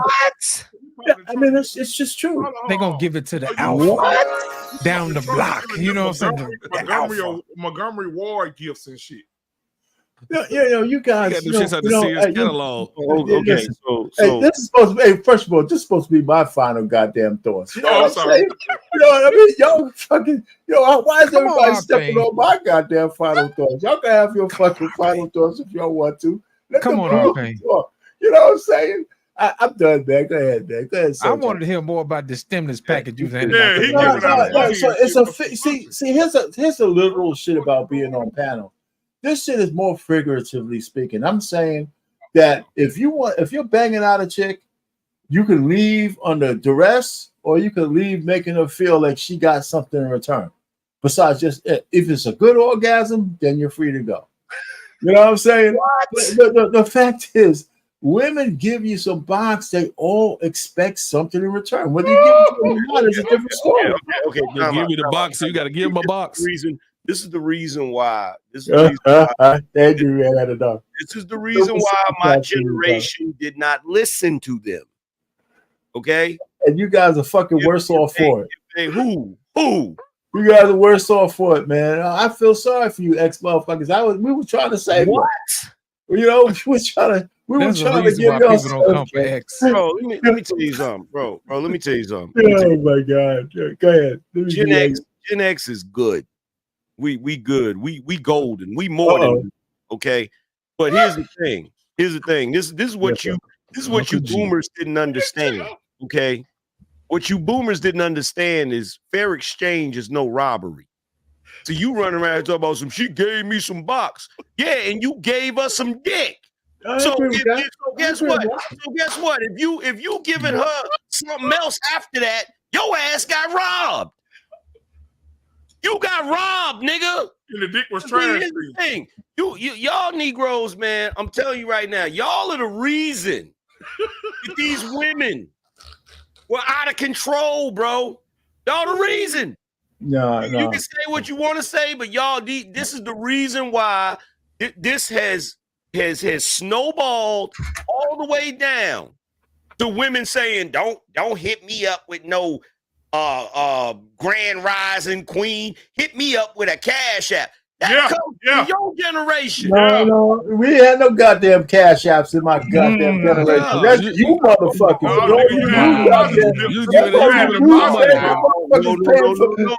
Giving them money before y'all go on dates. No. Yes. We had no goddamn cash apps. R-Pain. Capping now. We grew up on bitches ain't shit but hoes and tricks. Okay, we grew up on give them hard dick and bubble gum. That's what we grew up on. Yeah. Okay, so the only chicks that we would spend any money, time, and energy on was chicks that were wifeable.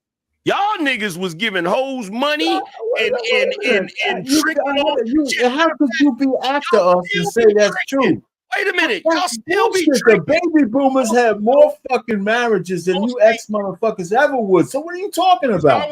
Yeah, guess So what? no, it's not different. You can't say your exes, man. You guys are doing all that bullshit. Come on, angry man. Hold on. First of all, y'all had more marriages because we refused to get married. Y'all not only had more marriages, y'all had more divorces too. Most of y'all niggas got at least 2 or 3 marriages under your belt. So don't try to say y'all had more marriages. Listen, the fucking baby boomers are getting ready to give a transfer of wealth that the history of mankind have never seen before. So stop this bullshit. Transfer of That's wealth? right. That's you goddamn right. All you young motherfuckers waiting for us to die and say, yo, whatever we have. No. So who are you talking about? First of all, the boomers are the reason. The boomers are the reason most of us ain't gonna have no Social Security check. That's number one. Y'all are a drain on society, not a benefit to society. No, but we're the ones who paid in the most of Social Security. Y'all niggas still live in Papa and Big Mama's house. Because we inherited it. Don't do that. He deny that shit. No. Listen, the reason why Social Security is still around is because baby boomers paid into that shit. Bullshit. That's bullshit. Yeah, they had the jobs. We paid into that shit. So you really gonna sit here and tell me that economists have not had a discussion for I don't know how long about how the baby boomers are gonna drain Social Security? You gonna tell me that? Then we paid the most into the motherfucker, so we're still living longer. Y'all hippie ass tree hugging motherfuckers didn't pay the most into that. What are you talking about? Stop speaking. Wait, first of all, hey, angry man. So let's just do the numbers, right? The baby boomers had the biggest generation, right? If they were working, they put more money into the thing. Now that's living longer than before, right? So that you guys are gonna. Most of the baby boomers, see, this is where you keep trying to insert your personal experience. I'll give it to you. You did what you were supposed to do, but you are not the typical boomer. The typical boomer was a freaking drug addict still living in his mama or daddy's house. That's the typical boomer. The typical boomer worked jobs here and there, on and off. That's the typical boomer. The typical boomer right now at old age is on disability. You got boomers right now. You got boomers right now that are working age. They're still working age and they're on disability, which comes from where? Social Security. So Andrew, man, let me put it to you this way. A lot of Generation X's, right? A good portion of them are kids of the silent generation. And a small portion of them are from the baby boomers, right? I see you, Jeff. It's a mix, right? It's a mix. Uh-huh. So I'm saying that if you extol the virtues of Generation X, you can't ignore that some of them were from two working parents who made your latchkey kids because they were out working. They weren't just all out fucking taking drugs. Some of those people were working, not just me. I'm not that much of a unicorn. Okay, so it was a mixture. It was a mixture. And guess what? Them working class parents didn't give us shit. Didn't give us nothing. They gave you a place to live. They took care of the bastard children. A lot of the fucking people had. Thanks a lot. No, a lot of us Gen Xers were raised by our grandparents. Well, that's what I'm saying. From the familiar home, right? The home that housed generations of kids, right? I grew up in one of those homes. From home to the Bronx, we had 5 generations of motherfuckers in there, from my grandmother and grandfather all the way down to the 2014 when we finally lost that house, from 1965 to 2014. Both generations of family went through there. So I'm just saying, you know. Check this out. Y'all are the first generation to have television. which is why you believe everything they say on that motherfucker. Y'all are the first generation. Y'all are the first generation to have lead paint chips, which explains a lot.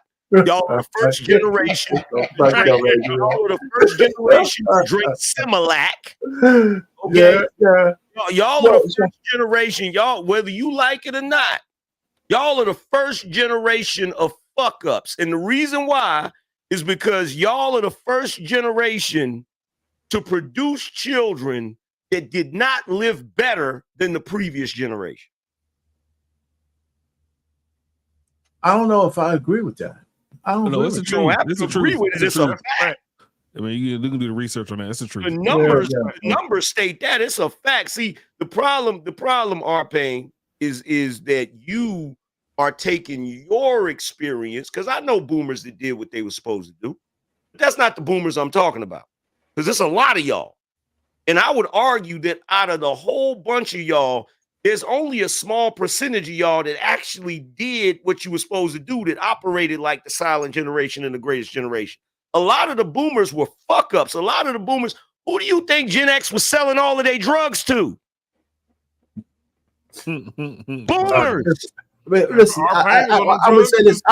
Here's where I would concede. But one thing I think we keep missing is that out of this generation of boomers came all the technology and the beginning of things that we agree that we use now. Actually, it's Gen X, bro. That's Gen X. That's Gen X for real. Well, come on now. Oh man, come on! You guys can't have it both ways. You're the most starved and fucked up people. Now y'all created the most shit too. I mean, come on, man. Shit. Y'all are the most spoiled generation ever to exist. By the time y'all came around, the greatest generation had already built the industrial complex and all of that shit. Right, I agree with that. Yeah. Y'all are on the ass end. Y'all are actually the generation that were adults when they got rid of all the jobs. Y'all are the niggas that voted for the 94 crime bill and Bill Clinton and all his bullshit. Y'all are the reason dudes like me lost the little jobs we got when we first started working. It was union jobs. Okay, now we. Okay, all right. What's going on, Jeff? Uncle Jeff, what's up, my boy? Jeff. What's happening? What's happening? Can y'all Man, hear me Jeff, we good? thought about you this weekend, man, and Yes, thought sir. about we almost didn't have no president, man. Wow. Remember last week? Remember last I week? wasn't when you here. said this is the last president. Remember that? I keep Yeah. trying to tell y'all.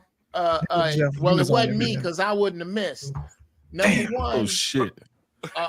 Me and Angry Man, we already had this talk. I wouldn't have missed it. Brother Payne, I ain't Here we go again. Here we go. I'm not trying to draw swords with you, man. I'm not. Here we go. Why you sound like Stephen A. Smith, right? You don't want to draw a sword. That's the first thing you do is unsheathing the shit. The unmitigated gall. Go ahead, my man. Go ahead. What you just did here is shown a prime example of why it is brothers won't listen to us. It is because every fact that Angry Man brought up, you fought. You fought him. You didn't take any of it in.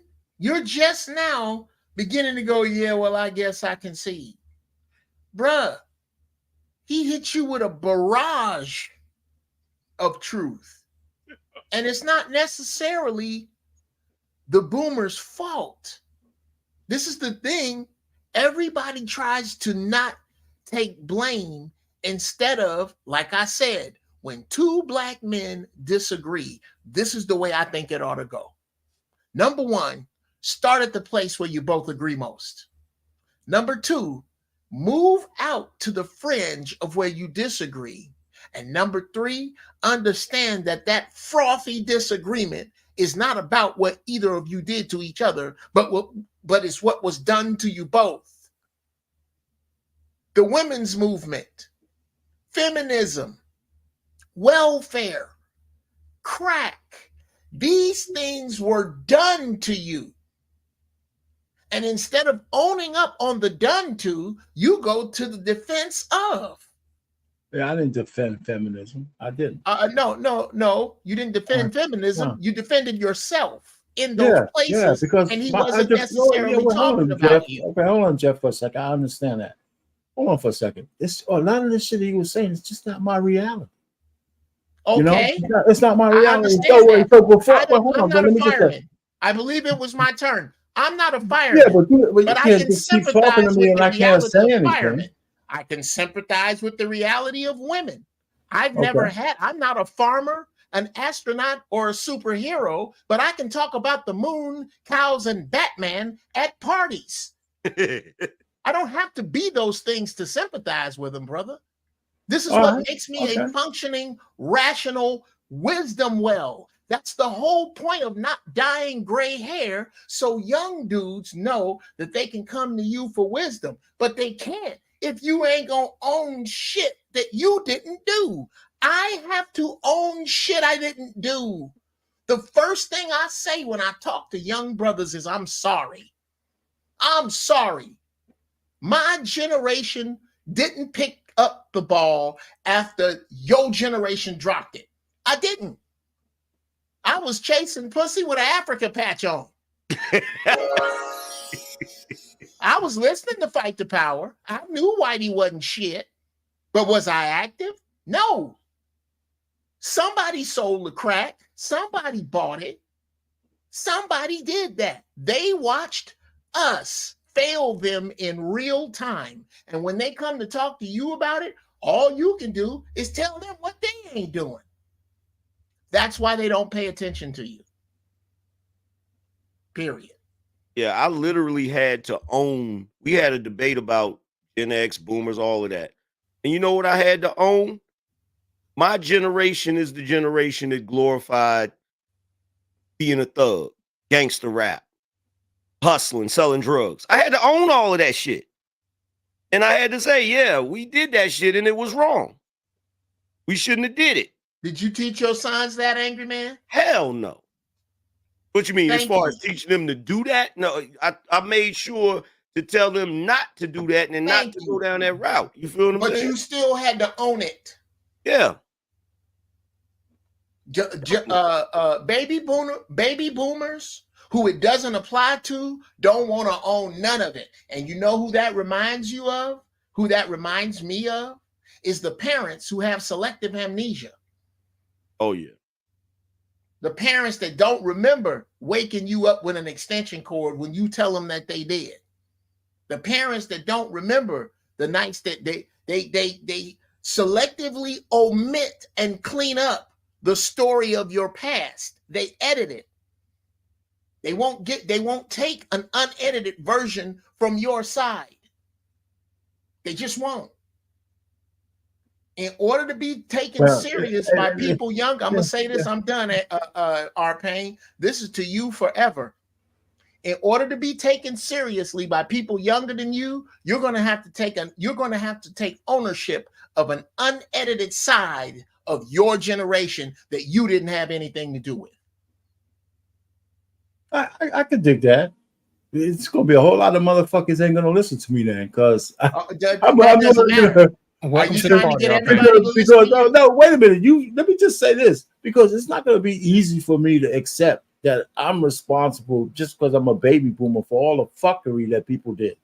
I mean, maybe that's a learned experience. That's something I gotta, at my age, grow into. I could dig that, because I don't disagree with what you just said, Jeff.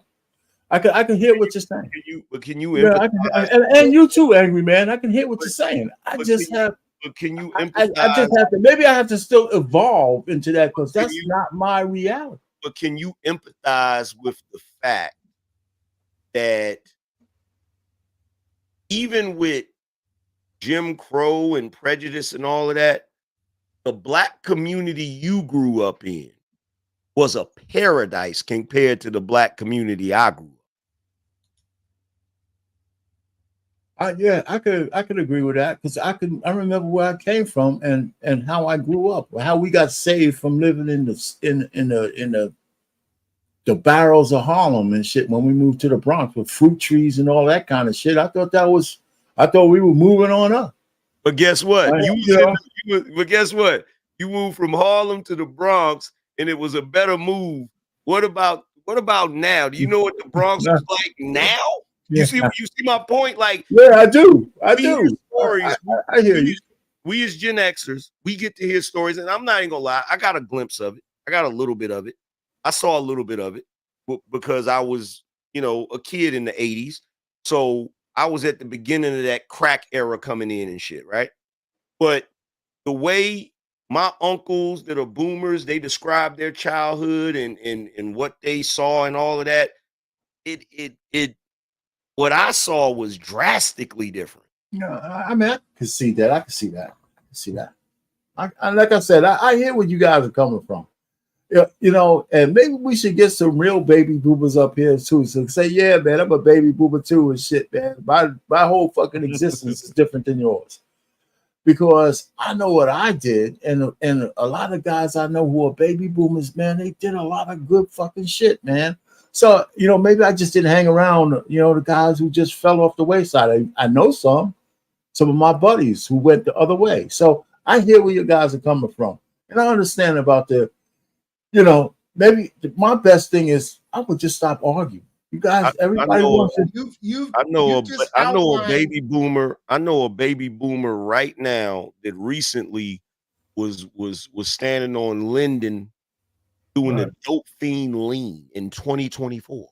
Yeah, no, I'm hearing you. What you just outlined, our pain, is the speaking patterns of a horrible coach. Nobody makes it to the playoffs looking at what they did great. Nobody. There's not one professional coach that comes in after a losing game and goes, hey, let's look at the passes you did good and the shots you made great. No. Right, so what's your point? My point what's your is, point? What I say to make you feel that way? Here's my point. Every time that something negative is brought up about your generation, you refuse to explore and drill down. You default immediately to you and those we've already been there. We've already established that. And you just did it 30 seconds ago, so it doesn't matter. So we already established that. You just did it 30 seconds ago. That's so right. It doesn't matter. And okay. So what do you want me to do? Get on my fucking knees and say something to you guys? Here's what I'd like you to do. Here's the answer to that question. Here's what I'd like you to do. The next time something negative is brought up about your generation, I'm gonna just shut the fuck I'd like up. you to open. I'm trying to answer your question. I'd like you to open up, explore, delve into, and dig down on what the people have to say about it, as opposed to defaulting to what you did good. Listen, you know what I'm gonna do? I'm gonna tell them motherfuckers, get off your fucking knees and make this better. That's what I'm gonna say. I call it W hunting. You W hunt. No. I'm just a motherfucker who tired of hearing motherfuckers talking about baby boomers. How about that? Listen, all you fucking guys talking about, why don't you just focus on the goddamn future? You're here where you are now. Here's fuck why. Fuck the baby boomer. Here's why. Let me speak. You okay? Fuck the baby. Wait a minute. You go like. Then don't. I ain't ask no question. Then speak declaratively. Don't ask questions that you don't want answers to. How fucking long is the answer gotta be, Jeff? I heard what you said. No. Listen, I'm just saying. Another question. I'm saying that if you were living in the 2024, I don't give a shit what generation you are.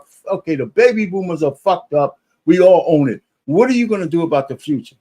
That's all you need. That's what we need to get to. What are you going to do about the future? Okay, and that's is that a question you want to answer? No, that's not a question to you, Jeff. I'm just throwing it out there. It's a bridge to some other shit. Keep going. No, that's all I'm saying. You know what? But ladies and gentlemen, welcome to the show, Mr. Hey, what's going on? I know you've been waiting to get in. I'm trying to jump in like double dutch, but come on in. What you got to say about the issue today? Hey, gentlemen. How y'all doing? Hey, what's going on? How you doing? Hey, very well. Y'all look great. Love and peace. I don't have much to say about the issue. I just wanted to speak to Uncle Jeff privately, if that's possible after the show. Of course. Thank you. Oh, sure. Okay. Sorry for interrupting. Okay. Hey, R-Pain. Yes. Yo, you never disappoint, bro. You are through and through. The way you get defensive, oh my God, I feel like I'm talking to one of my uncles. Yeah, man. Yeah, it's just gonna be hard to get over, man. I can't. You know what? It's just gonna be. I gotta admit it. I mean, I wish I was perfect like Jeff, but I ain't. You know, so no. I hear because you know what I do hear. I do Most hear. people aren't as good as me. No, I do don't hear aim what that you high. guys are saying. I do hear what you guys are saying. I really do. I really do. Hey, I really do. Look, I got an uncle, right?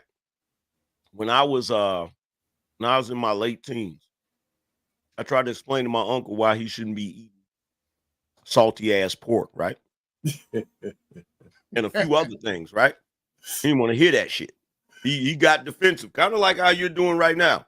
I know. Guess what? 3 heart attacks later, you probably should have listened to me. Yeah. Triple bypass mistake. Yeah, because pork chops taste better than playing with your grandkids. Yeah, with hot sauce Jeff. Hey, listen, man. I concede. I'm just not changing overnight, man. Maybe one day we'll get up on these panels. Y'all saw saying baby boomers. I'm saying, yeah, them motherfuckers are fucked up, man. You know, I'm sorry I was born 6 years too early. You know, maybe I should be a Gen Xer. You know, No, anyway, it's man. not that Or you should I would just keep my mouth shut. It's not that you should be a Gen Xer. You should be a responsible baby boomer. I am a like responsible when you said, baby boomer. Like when you said, why? Here's an idea. Why don't we focus on the future? Well, here's a group of people who absolutely do not focus on the future without having a good grip on the past. Pilots, surgeons, astrophysicists, politicians, you know, people who need their brains in order to move us forward, engineers. They all focus on the past and they all own up. That's all we're asking you to do is the next time we bring up something that has to do with your generation, don't deflect talking about the future. Don't deflect talking about your experiences and what you didn't do. Because I don't agree with your statement. I don't agree with your statement. Credibility from the individual who's really trying to reach out to you. Listen, I hear it all sounds good, but you know what? I think scientists do fucking future. They read books, but they do focus on what they want to do for the future. You don't have to be a goddamn scholar of every goddamn inch of the past to be a good scientist. I don't believe it. Well, that's where you and Neil deGrasse Tyson disagree. Yeah, when some people think, people argue with that motherfucker too. Exactly, and they're usually wrong. Well, maybe that's where you and astronauts disagree. That's where you and pilots disagree. Yeah, that's where you and mechanics disagree. I think I was a pretty good engineer. Hey, you know what? Guess How'd you get there? Oh, this is good. How'd you get there? Did you read any books about math? And where did that come from? Yeah, we're talking about math. I read a lot of books about math. And where did that math come from? Yeah, but you listen. Watch this. Hey, RP, guess what? I remember in my early 20s, I was sitting on my father's computer looking for a job, right? He came in there and told me, why you still in front of that computer? You're going to have to get out there and beat the pavement to find a job. You ain't never going to make no money sitting in front of that computer. That's what a boomer told me. All right, man. Listen, let's move on for the damn boomers. I hear what you guys are saying, and I accepted all the good and the bad. How about that? I accept it. I can't change, but we can't change any of that shit. We can't.